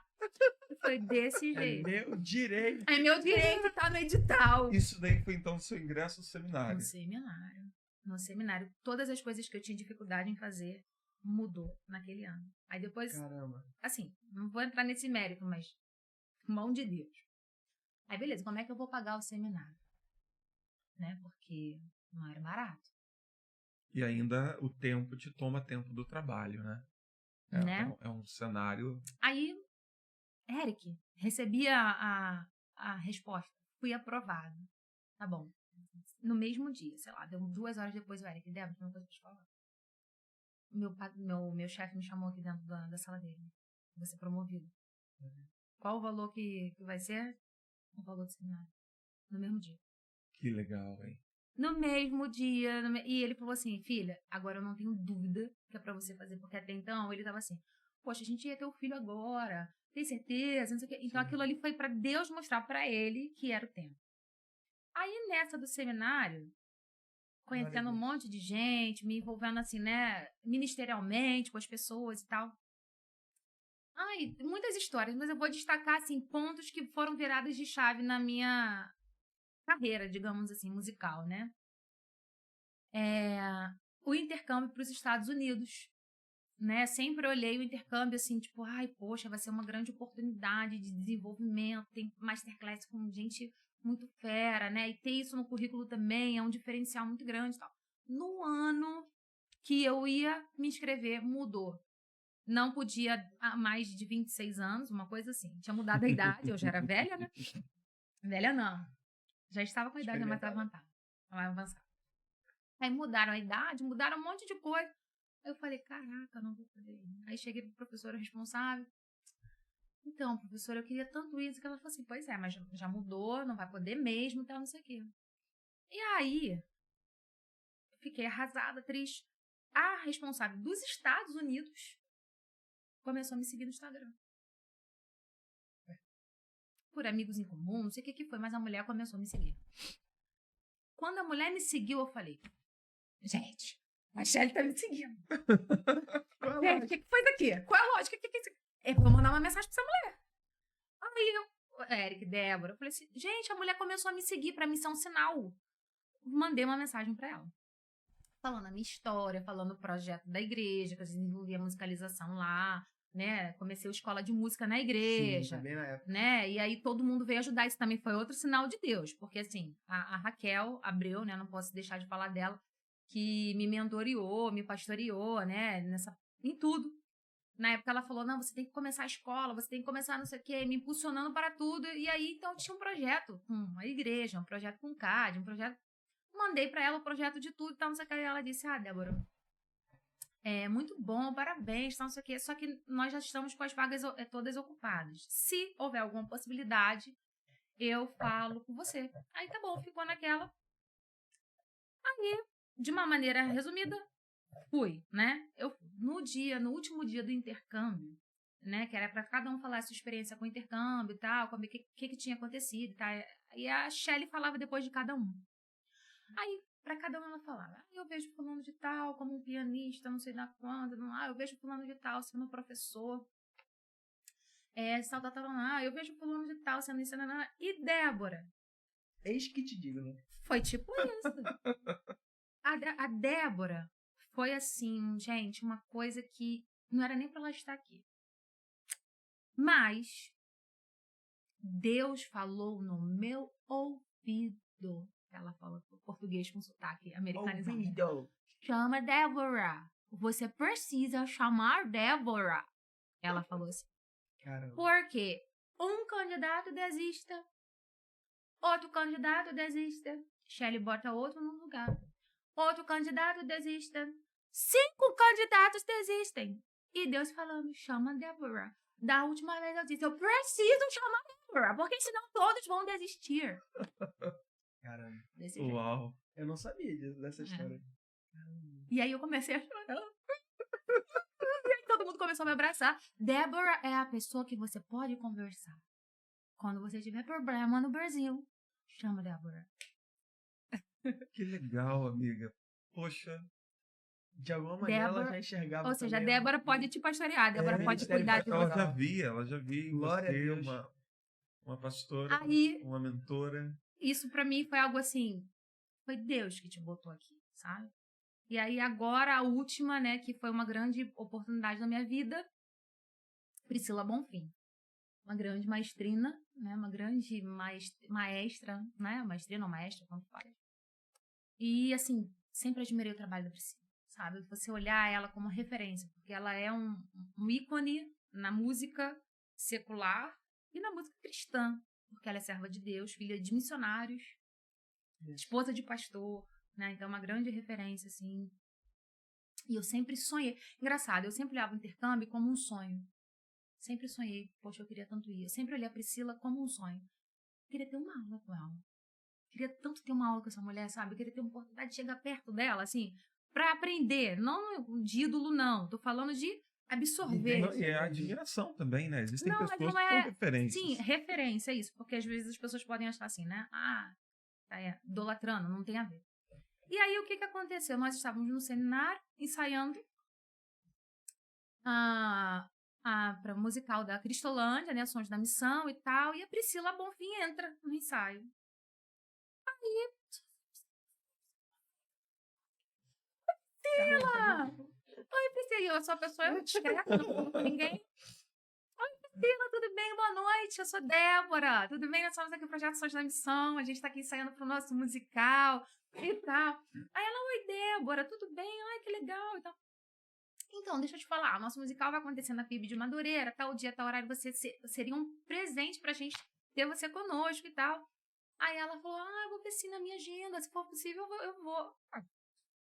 Não vai, né? Aí tá, eu falei, pô, legal. Aí aconteceu, foi transmitido. No dia seguinte, Priscila manda uma mensagem no meu Instagram. Oi, Débora, eu não pude estar presente, mas eu acompanhei pelo YouTube. Que trabalho maravilhoso. Nossa, parabéns, que Deus continue abençoando você e toda a sua equipe. Que regência linda.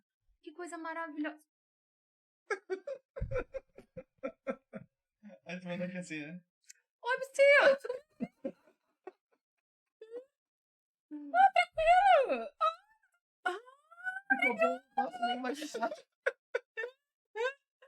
Aí eu, não é? Pessoa que nem aproveita as oportunidades. Você tá dando olho em algum lugar? Você tá dando... Qual orquestra que você tá trabalhando? Você gostou de mim? Me adota. Foi tipo isso. Aí eu falei assim, então, eu queria saber se você tá trabalhando em algum lugar. Eu posso assistir um ensaio da sua orquestra. Queria tanto aprender com vocês. Ela falou assim, agora eu tô só com o trabalho da...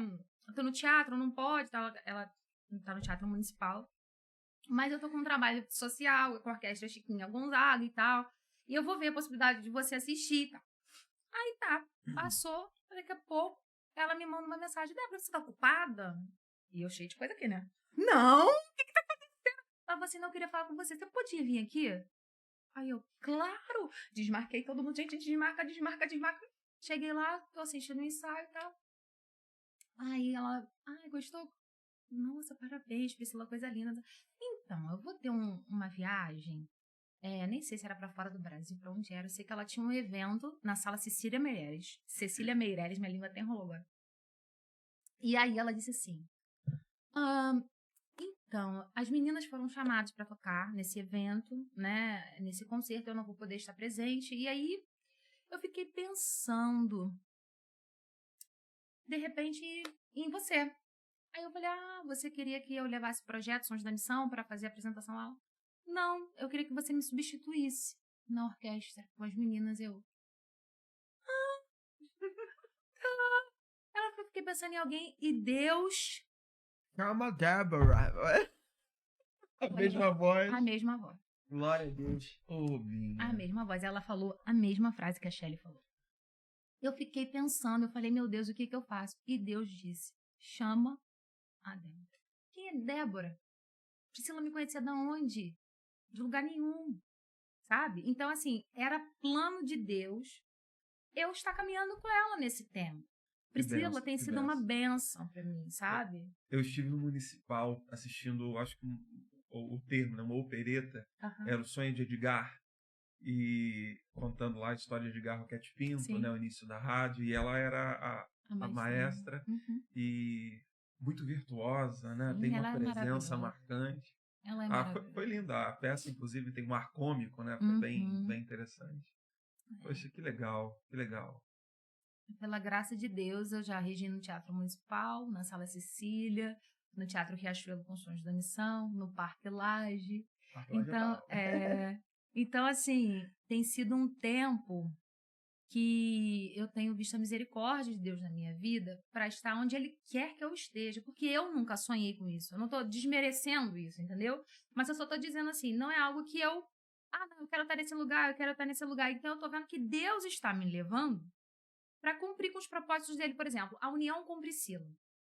Sons da Missão é um projeto que eu preciso de gente, de voluntários, né, em todos os lugares do Brasil que atuam. E os músicos, assim, é uma classe que, assim, quem é você? Estudou com quem? Jogou aonde? É tipo isso, entendeu? E aí, eu chegava assim, né, sou Davi, tava lá atrás das malhadas, nunca fiz nada, nunca ganhei batalha nenhuma, entendeu? Acabei de me formar agora, não tenho nenhuma especialização, não tenho nome. Então, assim, eu entendi que a Priscila foi as cartas de Neemias que eu precisava para chegar com indicação, sabe? Para dizer assim, então, eu sou Débora, eu me formei no seminário do Sul, não sei o que, eu sou maestra assistente da Priscila Bonfim.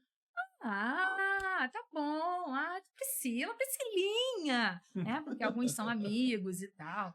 Então, assim, eu percebi que foi a mão de Deus para ter credibilidade mesmo, sabe? Para o que Ele quer fazer por meio dos Sons da Missão e por meio de tantas outras coisas que eu tenho certeza que ainda vão acontecer para a glorificação do nome de Deus. E você falou uma frase que ficou na minha cabeça, né? Eu falei, chama Débora. Aí você falou, quem é Débora? E aí eu comecei a pensar nas nossas vidas. Quem somos nós, né? O que eu tenho para merecer tamanha graça de Deus, não só chamando a gente, mas, cara, no caminho Deus fazendo esse sobrenatural, né? E mostrando um cuidado no detalhe, esse direcionamento perfeito, essas coincidências que não são coincidências. Quem sou eu? Quem é Débora, né? E você falando isso, eu pensei na graça de Deus sobre nossas vidas, né? Sobre essa oportunidade de servir e de caminhar com esse Deus que é o mesmo Deus que abriu o Mar Vermelho, que fez todos aqueles feitos do Antigo Testamento, é um Deus que faz isso na vida de quem anda com ele, né? Todas as coisas, né? Buscar em primeiro, já comentou sobre buscar em primeiro lugar o reino de Deus e a sua justiça, e todas as demais coisas serão acrescentadas. A gente nem sabe o que são todas essas coisas. E a gente tem uma visão até limitada. Sim. Às vezes a gente está preocupado com a coisa A, com a coisa B, mas quando você tem o absoluto de Deus, a amplitude disso é grande, né? Nós já temos em Cristo, Efésios vai nos dizer, Efésios capítulo 1, que em Cristo nós temos todas as bênçãos nas regiões celestiais. Sim. Então as bênçãos celestiais é o tudo que a gente precisa. Mas esse Deus ainda, nesse outro texto que acabei de citar, né, o texto buscar em primeiro lugar o reino de Deus, ele ainda fala de todas as coisas num plano terreno. Então, servindo ao Senhor, nós podemos ter todas as bênçãos nas regiões celestiais, mas também todas as bênçãos possíveis e necessárias no tempo presente, né? Que coisa maravilhosa. Aquela boa, agradável e perfeita vontade de Deus que Sim. Com certeza vai ser melhor que a sua. Não sei quais são os seus sonhos, você que está assistindo a gente, que talvez tenha muitos sonhos, né? Tenha objetivos aí bem estabelecidos, mas eu tenho certeza que o que Deus tem preparado para sua vida, os propósitos de Deus para sua vida são melhores que os seus. Não porque os seus planos sejam ruins, mas porque o Senhor é soberano, Ele é maior. Ele é maior em entendimento, os pensamentos dele são mais altos e superiores ao nosso. Então, quando a gente decide caminhar o caminho que ele tem, sem dúvida é o melhor caminho, né? Eu tô lembrando aqui que uma das minhas crises, né, que me fizeram realmente abrir mão da minha vida foi que eu sempre ganhei meu dinheiro, né, desde a adolescência, sempre trabalhei, sempre tive uma estabilidade financeira, nunca fui rica e nunca sonhei em ser rica. Mas vocês Afinal, né, Vila dos Pinheiros? Mas era a Afinal, única o quê? adolescente. O apartamento no Pinheiro. Tá. Mas era a única adolescente que tinha previdência privada. Isso eu me recordo. Você lembra disso, Eu me gente? recordo. E assim, eu comecei a namorar a Eric, a minha sogra, ela é super envolvida com o mercado de ações, né, e tudo mais. Então ela começou a falar daquilo pra mim, eu falei, cara, que isso? Assim, desde a adolescência, o meu computador eu comprei à vista. Eu tinha 14 anos. Então assim, comecei a trabalhar com 13. Então eu juntava dinheiro, eu tinha planejamento, eu pensava e tal. E aí, quando de repente Deus me mostrou que no meu chamado ali eu ia ter que abrir mão de tudo aquilo, até então, mas isso é uma coisa que eu preciso destacar. Eu acho que eu nunca falei isso pra vocês. Acho que não sei. Mas quando Deus me chamou, eu entendi que seria uma dedicação integral. Mas é engraçado que quando Ele chama, às vezes a gente enxerga o que é, mas não tem noção de tudo que envolve. Mas não tem noção de tudo que envolve. Se quiser mais água, se quiser alguma coisa, é só deixar aqui que a Ju pega pra gente. Não, tá na hora de acabar, porque eu falei que a gente... Não. Aqui eu pedi mais água e ficou Mas assim... se tiver que cortar, eu só cortar. Fala, tá ótimo. Porque eu só pode falar, tem muita história, né, gente? Não, e é bom ouvir, a Tá gente vai ótimo. registrando. Depois pra- limpa, Ju. Depois limpa, acho que vai te dar trabalho pra editar isso aí. De maneira alguma funcionou, amiga, tá louco. Ah, tá, mas a minha água tá acabando mesmo, acho que funciona. Pega daqui a pouco, não precisa levantar agora. Como eu tava dizendo. Você falou que o teu chamado foi integral desde o Ah, início. tá. Tem uma coisa pra Então, contar. e aí começou a meu falar sobre chamado foi integral e eu, sim, chorei pra caramba, falei pra minha mãe, eu entendi que eu vou ter que abrir mão de tudo. Você quer? Minha mãe, calma, garota, calma, não é assim não.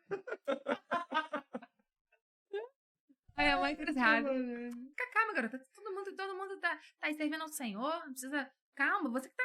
Não, mãe, eu entendi, eu vou ter que sair da empresa. Garota! Tá muito precipitada. Tá muito precipitada. Aí tá, mas aquilo ficou assim, sabe? Eu chorei e tal, entendi. E aí eu falei, beleza. Saí da empresa, né? Foi aquela... Nossa, foi trágico. Cheguei chorando, a minha irmã achou que tinha alguém morrido, né? E aí, beleza. Saí da empresa, já tava ali me dedicando só ao ministério, mas ainda não tinha virado a chave do que era o integral. E, na verdade, a dedicação integral é, na verdade, uma consciência que a gente tem que ter na vida de qualquer um. Mesmo que você não tenha um chamado específico para um trabalho específico. Mas é a dependência de Deus. Né? Você entender que quem te sustenta é o Senhor. Porque essa foi a minha crise e eu não tinha noção. E como eu me deparei com isso, como caiu a ficha? Eu me formei. Eu já não estava mais na empresa. Não tinha, assim, eu só estava na igreja, com o ministério na igreja e tal, mas assim, eu sempre sentia que era algo mais. Era algo mais, eu já tinha entendido que era fora da igreja. Eu já tinha entendido, mas assim, Deus, mas aonde? O que vai ser e tal? E aí, quando eu entendi que era projeto social, eu falei, é isso, é projeto social. Eu vou escrever um projeto, eu vou fazer CNPJ, eu vou fazer organização e tal, vai ser isso. E aí, quando eu fui fazer a parte burocrática do projeto e tudo mais, conversei com o pastor Joab, que é contador, com o Luquinhas, que é advogado. Você, a diretora do projeto, não pode ter... proventos, não pode ter proventos, não pode receber. Cara, quando já me falou aquilo, tô condenada. Sem prolabore. Sem prolabore desde os 14 anos. Porque assim, cara, viver de ministério eu sempre ficava assim, o povo da igreja vai ficar, eu tô pagando teu salário. Quando eu pensei, projeto social, pô, vou ter um CNPJ, né? Vai ser um projeto que vai ser uma coisa que de Deus. Já tava até imaginando uma empresa igual você tinha, só que na área da música. O negócio vai dar certo. Aí quando ele disse que não podia, eu falei, sim, eu não queria ser rica. Mas é uma questão assim. Mas pobre também ninguém quer ser. Nem o pobre mais apaixonado quer ser pobre, rapaz. Não tem a ver com ser pobre ou ser rico. Tem a ver com ter o controle da minha vida. O meu problema era isso. Se era 1.000, eu vou controlar o meu 1.000. Se é 10.000, eu vou controlar os 10.000. Mas não ter nada. Não sei quanto vai ser. Eu acho que nem não ter nada. É isso. Assim, Deus vai dar. Eu sei que Deus vai sustentar. Peraí, mas Deus vai dar o quê? Vai dar o quê? Deus vai Vai dar dar quanto? como? Vai dar de que forma? Então, aquilo ali... Aí depois eu fui até estudar e descobri que hoje em dia até pode, se você tiver alguma função operacional dentro do projeto, provar, enfim, tem toda uma questão. Só que aquilo foi a chave para eu ver que, na verdade, eu queria ter o controle da minha vida. Sim. Eu ainda não tinha dado o controle da minha vida para Deus. E essa crise foi muito forte. Porque, assim, até então eu pensei, meu marido que vai ficar me sustentando. Meu Deus do céu, eu trabalhei a minha vida inteira. E aí Deus falou assim, não é seu marido. Sou eu. Se for por meio do Eric, ok. Se for por meio da igreja, ok. Se for por meio do projeto, ok. Se for por meio de doação, sou eu quem vou te sustentar. Então, assim, descansa e se desprende disso. Mas essa virada de entender que, na verdade, não é porque eu tenho um chamado integral. Você, como um médico, Sim, tem um chamado integral na sua profissão. E quem te sustenta não é o hospital, não é o concurso, não é o teu chefe, é Deus. Né? Tá sendo ali naquele hospital. Mas se Deus te mandar para um outro lugar, você vai largar aquilo ali?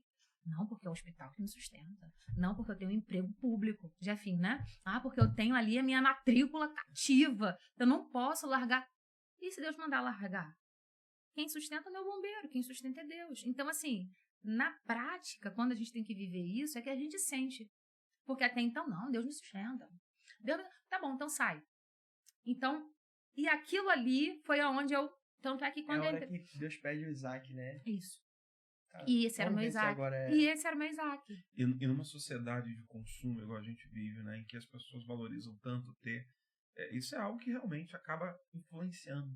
A gente tem que estar muito cativo, com a mente muito cativa em Deus, né, Binha? Muito. Ainda mais que, assim, todo mundo procura reconhecimento. Essa é a grande verdade.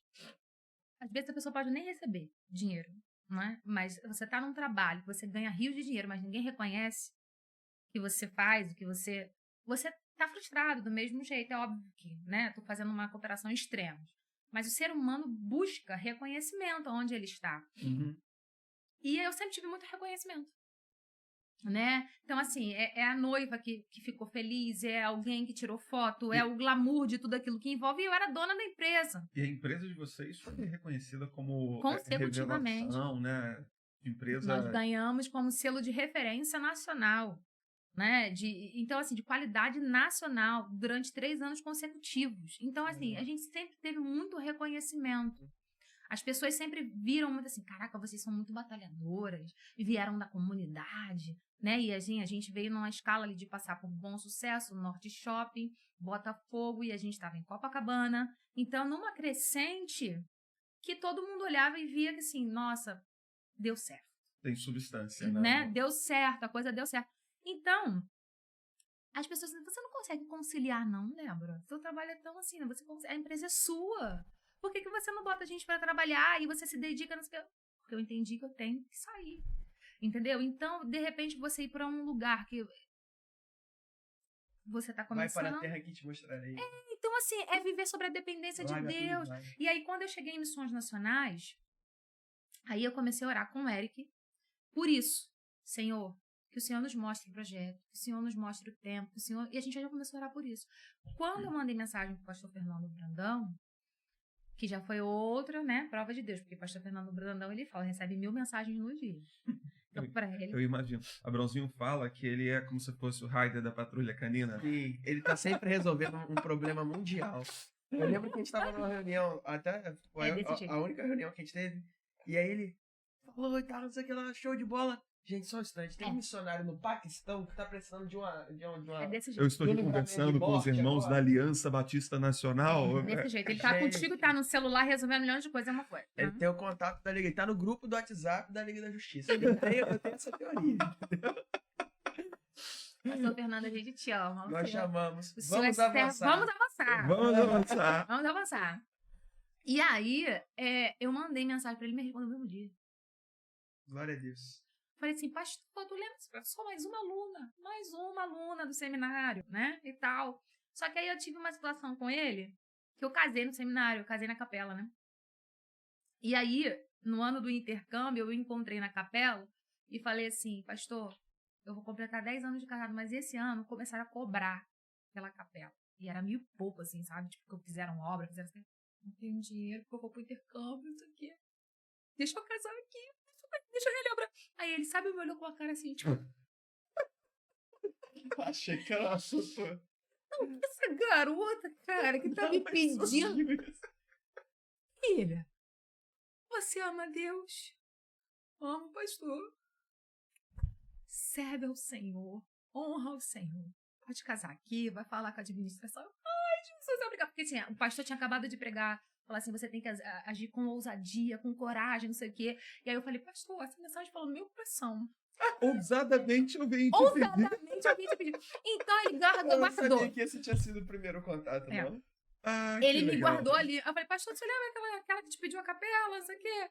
Oi, filhinha, eu lembro, não sei o quê e tal. Então, Deus colocou no meu coração um projeto de música e missões. Filho, isso é a minha prioridade. Marca com a minha secretária, essa semana que vem eu tô no Brasil, que ele tava fora do Brasil. Porque esse sonho também tá no meu coração. Se Deus botou isso no teu coração, vamos conversar. Desse jeito. Aí, na hora, o projeto era com crianças e tudo mais, não sei o quê. Na hora, não poderia deixar de falar de Joyce e Débora, né, que fazem parte da coordenação junto comigo. E elas estavam comigo desde a igreja, né, desde o primeiro projeto. Então, assim... Quando entrou o projeto do CNPJ e tal, elas estariam comigo, né? Então, nesse projeto, elas estavam comigo. E aí, quando eu falei, gente, olha só, Deus botou meu coração aqui, Cristolândia. A gente precisa mudar esse projeto aqui, levar um projeto com a Cristolândia. E aí, na hora, elas já muda, né? Muda a figura, muda Sim. todo, né? Sistema e tal. Vamos orar, né? Até então, nós estávamos sempre orando. Deus confirmou no coração delas também. Vamos embora. Quando a gente chegou, botou na mesa, o pastor Fernando... É isso. Filha, qual é o seu envolvimento com a igreja? Você é contratada da igreja? Porque assim, você vai ser, quero que você seja missionária, responsável por esse projeto. Isso vai ser um projetinho da Cristolândia de Rio de Janeiro. Isso vai ser um projeto do Brasil. E começou, na mesma hora eu falei para ele, pastor, eu aceito. Eu e o meu marido já estávamos orando por isso. Então, assim, eu vou orar, eu vou falar com o meu marido. A gente já estava esperando isso. Eu não sabia quanto que eu ia ganhar. Eu nem sabia que nome, que cargo que eu ia ser. Eu não sabia nada. Então, eu entrei ali de peito aberto para ser voluntária. O projeto, quando foi apresentado para o pastor Fernando, não foi para ser um projeto da Junta. Foi para ele deixar a gente usar as salas do seminário para levar as crianças da localidade ali, em torno. Não tinha nada a ver. Então, quando eu aceitei assim, Deus. Entendeu? Glória a Deus. E poucos meses depois, tá onde, Davi? Eu tô em Brasília e tô não sei aonde. E as pessoas, assim, me ligando, dizendo assim, Como Débora, Deus faz, né? Débora, Deus já tinha botado esse sonho no Sonhos da Missão, para quem não conhece. É um projeto que tem por objetivo a transformação de vidas por meio da educação musical. É um projeto da Junta de Missões Nacionais que começou com os alunos da Cristolândia, né? Hoje a gente já está com as crianças também do Viver, estamos sonhando em alcançar os outros projetos. Mas quando eu falava, a gente chegava nos estados falando do projeto e tudo mais, as pessoas falavam assim, Débora, Deus já tinha colocado esse sonho no meu coração, mas eu não tinha coragem, eu tinha medo. Pessoas chorando, falando assim, e Deus te levantou para você me liderar. O que você disser, eu vou fazer. Gente que nunca me viu na vida. Gente que musicalmente tá assim, muito acima, sabe? E falou assim, você é minha líder. Sabe? Esse sonho nasceu no coração de Deus, ele botou no seu coração que Deus te sustente, te fortaleça e vamos avançar, literalmente. E a coisa assim, não, pode falar. Hoje o sonho da missão tá como? Dá um panorama pra gente ter uma noção do tamanho do ministério hoje, então, da abrangência. a gente está além do Rio, né? São Paulo, a gente teve algumas questões que precisam ser reestruturadas. Espírito Santo está caminhando muito bem, já sonhando em ampliar para as crianças também. Já ampliaram também para a Cristolândia Feminina lá. Distrito Federal, né? A gente tem ali o apoio da Memorial de Brasília, que é uma potência. Então, o ministro de lá é o coordenador. Que legal. Né? Então, assim, o projeto, a igreja dá todo o suporte e tem caminhado bem, tem se desenvolvido. Pernambuco começou, foi o último estado que começou, e aí eles estão, assim, com força total também. A Fernanda, que é a coordenadora de lá, uma mulher de Deus também, sabe, cheia de visão, e falou a mesma coisa. Eu orava pelos Sons da Missão antes de chegar aqui. Eu falava, mas por que ainda não chegou em Pernambuco, mulher? Quando tu chegou aqui, ela falou assim, oxe, mas demorou, foi muito pra chegar aqui. A Fernanda é maravilhosa. E ela tá assim... E as pessoas vão abraçando de uma forma que não tem explicação. E assim, é gente boa. Né? Às vezes as pessoas olham assim, Cristolândia, né? Os meninos lá tocam. Né? Mas você vê, é músico da Marinha, músico da Petrobras, é músico da Sinfônica daqui, da Sinfônica dali, e lá de Brasília, e lá de Pernambuco, é gente boa que tá junto. Então, quem faz isso? Não tem salário. É voluntário, é trabalho voluntário. Para tu pegar uma pessoa de orquestra, fazer um trabalho voluntário para ex-dependente químico, para ex-morador de rua, quem faz isso? É milagre. É milagre. E além de ter milagre, ainda é inspiração para essas pessoas, né? Eu imagino o cenário de uma pessoa que vem de uma circunstância de vulnerabilidade social, de risco total, às vezes vindo de Cracolândia, e esse indivíduo ter a oportunidade de estar ali com um maestro, um músico profissional e tendo acesso ao que tem de melhor. Uma fala de um aluno que me marcou, né? Ele falou assim, professora, que a gente fale com poucas palavras o que foi o projeto para você esse tempo, né, e tal, tava um momento meio que de gratidão e tal. E aí ele falou duas coisas. E ele disse assim, eu queria agradecer porque eu aprendi a tocar flauta e tal, não sei o quê, né? Aí ele falou assim, eu queria agradecer a vocês por duas coisas. Uma, porque através desse projeto eu consegui chorar. Há anos eu não consigo sentir nada. Sentir nada. Porque a minha vida é um vazio. Então, eu não conseguia nem chorar. Então, por meio da música, eu tô conseguindo falar. Eu tô conseguindo me expressar. E aí ele começa a chorar, começa a se emocionar, e os outros, pô, tá chorando pra caramba agora, tá chorando até demais, não sei o quê. Tudo que fala ele chora agora, tudo que fala ele chora. E ele falou assim, e eu queria agradecer a vocês, porque tem uma coisa que chama muita atenção em vocês. O amor. O amor de vocês me constrange. Quando ele falou isso, sabe, mexeu com a gente assim, vocês podiam estar em qualquer lugar, vocês estão aqui ensinando música pra gente que tava na rua, pra gente que tava condenado, pra gente que tem dificuldade, que às vezes a gente quer desistir, vocês estão ali, vamos. Então, assim, não tem... Que coisa poderosa, não tem... Que coisa poderosa. Como é bom ouvir, saber. Tenho certeza de que esse nosso encontro aqui vai abençoar muita gente, porque são testemunhos poderosos. Quero mandar um abraço para Joyce e para Débora. Apoio, né, Binha? Sim. Parceira, eu imagino como é bom tê-las junto, né? Poxa, elas são braço direito, esquerdo, perna, corpo, elas são maravilhosas. Talentosíssimas. Talentosíssimas. Eu já tive a oportunidade de vê-las tocando, de recebermos lá na igreja. E que meninas especiais. Sim, muito especiais. Muito agora especiais. A Joyce está casada, é a senhora Joyce. Senhora Joyce. Débora tá namorando. Tá namorando? Quase noivando. Vai ser uma surpresa nós. Que legal, que legal. Eu queria só fazer um comentário, Abrão, um instantinho. Você contando sobre o testemunho desse rapaz, né, que falou contigo. Eu me recordo de quando recebemos Cristolândia Feminina lá na igreja em Campos, lá na Segunda do Jockey. E o meu pastor Josemar, ele, após o coral cantar, e todo mundo muito feliz, o pessoal da igreja aplaudiu e tal, ele foi lá à frente e ele é capelão lá na Cristolândia, né? Ele, uma vez por semana, a igreja é responsável por toda a parte de culto, toda a parte de ministração na Cristolândia. Então, a nossa igreja tem essa parceria com outras igrejas e todos os dias, se não me engano, tem uma igreja lá na Cristolândia fazendo atividade. E aí o pastor, ele vai à frente e com muita liberdade, com muita intimidade, também no sentido de conhecer as meninas, ele pega e fala: olhem o que Deus faz. As pessoas que que a sociedade apontava o dedo condenando, agora estão sendo aplaudidas. Sim. Aquilo me marcou, sabe? Porque às vezes o indivíduo passa numa Avenida Brasil, que é o contexto aqui do Rio de Janeiro, né? E ele vê lá a linguagem comum, cracudo, né? Uma pessoa viciada naquela condição deplorável, e geralmente a conduta é aquela conduta de acusação. Olha só que cenário terrível, olha só o que essa pessoa está fazendo.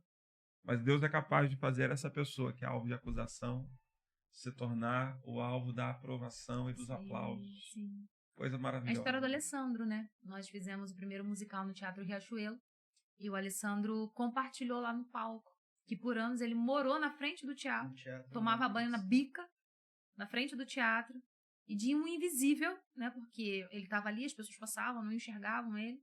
Ele passou a ser o emissor principal dentro do teatro, glorificando o nome de Deus. Então, assim, é muito milagre. Essa frase que ele falou, que o amor de vocês constrange a ele. E aí, estava aqui pensando até sobre um texto que eu compartilhei numa igreja recentemente. É a passagem de Marcos 4, ao Pedrinho da Mar da Graça. Aí esse choro vai sair, Se né? você ouviu esse chorinho do Pedrinho. E a passagem é quando Jesus atravessa ali o mar, depois da tempestade, ele acalmar a tempestade, ele chega na margem, na região ali de Gerazenos, né? Gadarenos, é a palavra mais ali, comum. E tem aquele homem que vivia atormentado por espíritos imundos, né? Milhares deles habitavam naquele homem.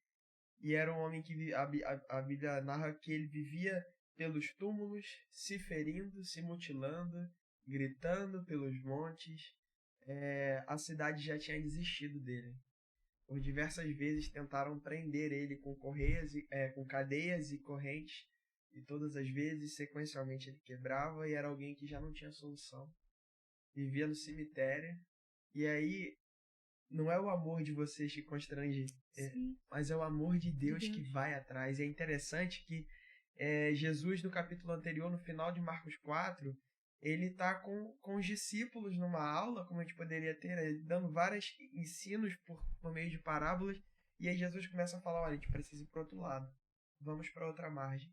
Vamos para outra margem. No meio dessa travessia acontece a tempestade, que ele acalma, mas demonstra o caráter de um Deus que, estando com aqueles que eram escolhidos, se preocupava a ponto de chamar: não, gente, a gente precisa ir lá. A gente precisa ir lá. E ele vai para lá, ele vai pro meio do problema. Tipo assim, tem um povo que é problemático na cidade, que dá trabalho para a prefeitura, que a família já desistiu. É para lá que eu quero levar vocês. Essas aulas que eu tô dando aqui é para que vocês atravessem essa margem e cheguem lá. E aí, quando ele chega lá e encontra com esse cara, a transformação é completa. Quando a cidade sai para ver o que aconteceu lá com os porcos, entender o que aconteceu naquela passagem, se você quiser ler, tá no final de Marcos 4 e início do 5, se eu não me engano.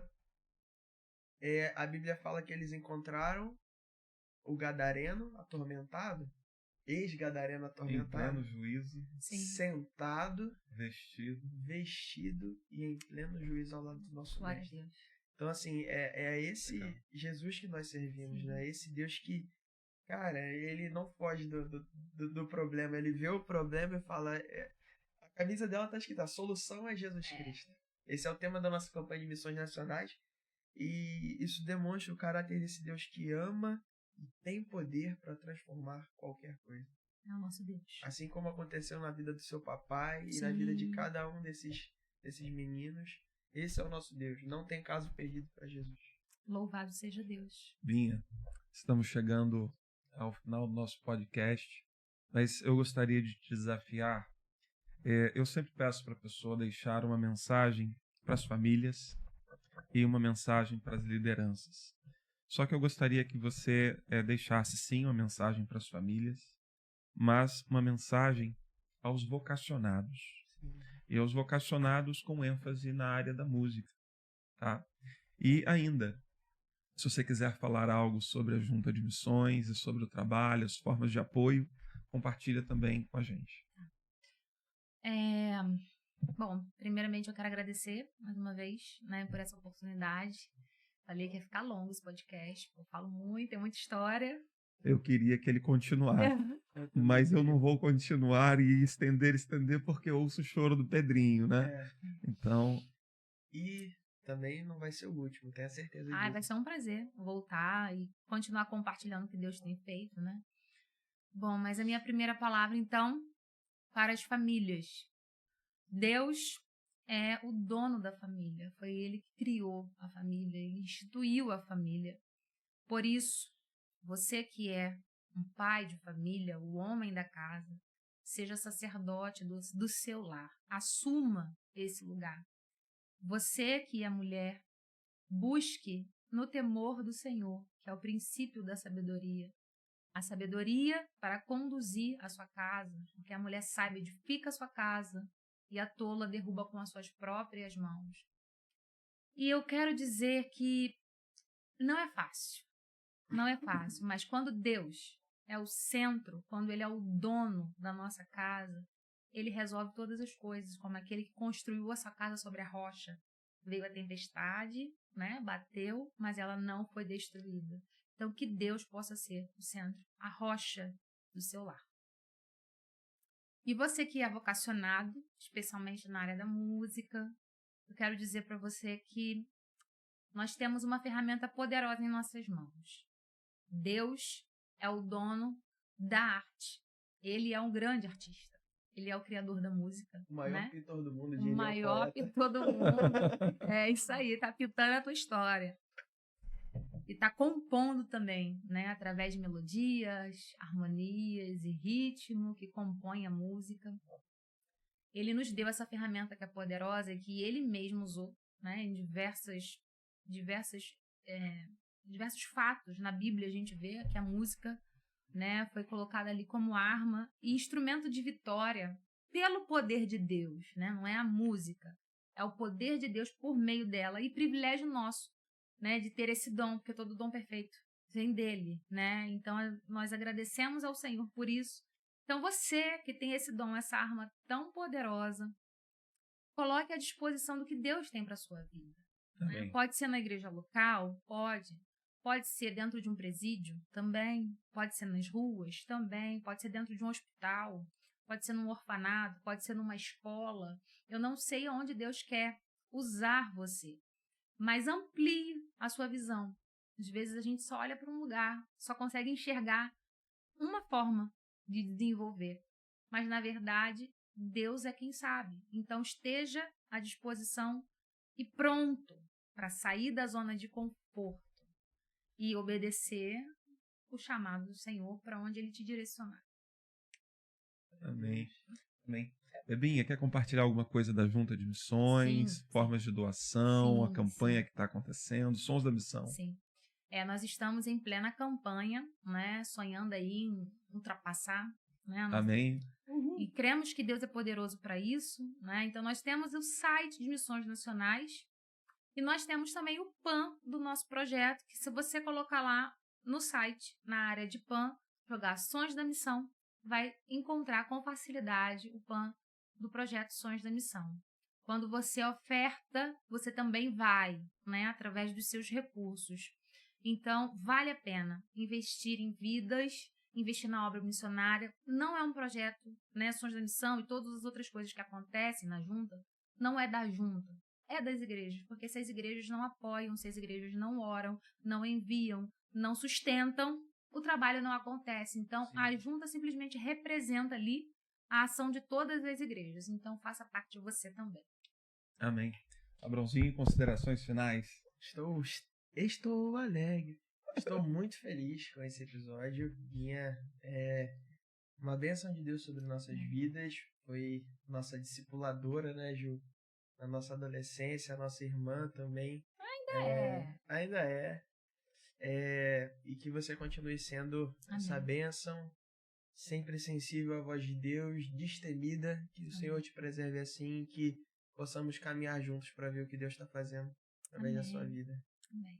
Uma coisa que para mim sempre marcou é a postura do adorador. A música, a arte de maneira geral, ela pode ser um instrumento para alimentar sua vaidade.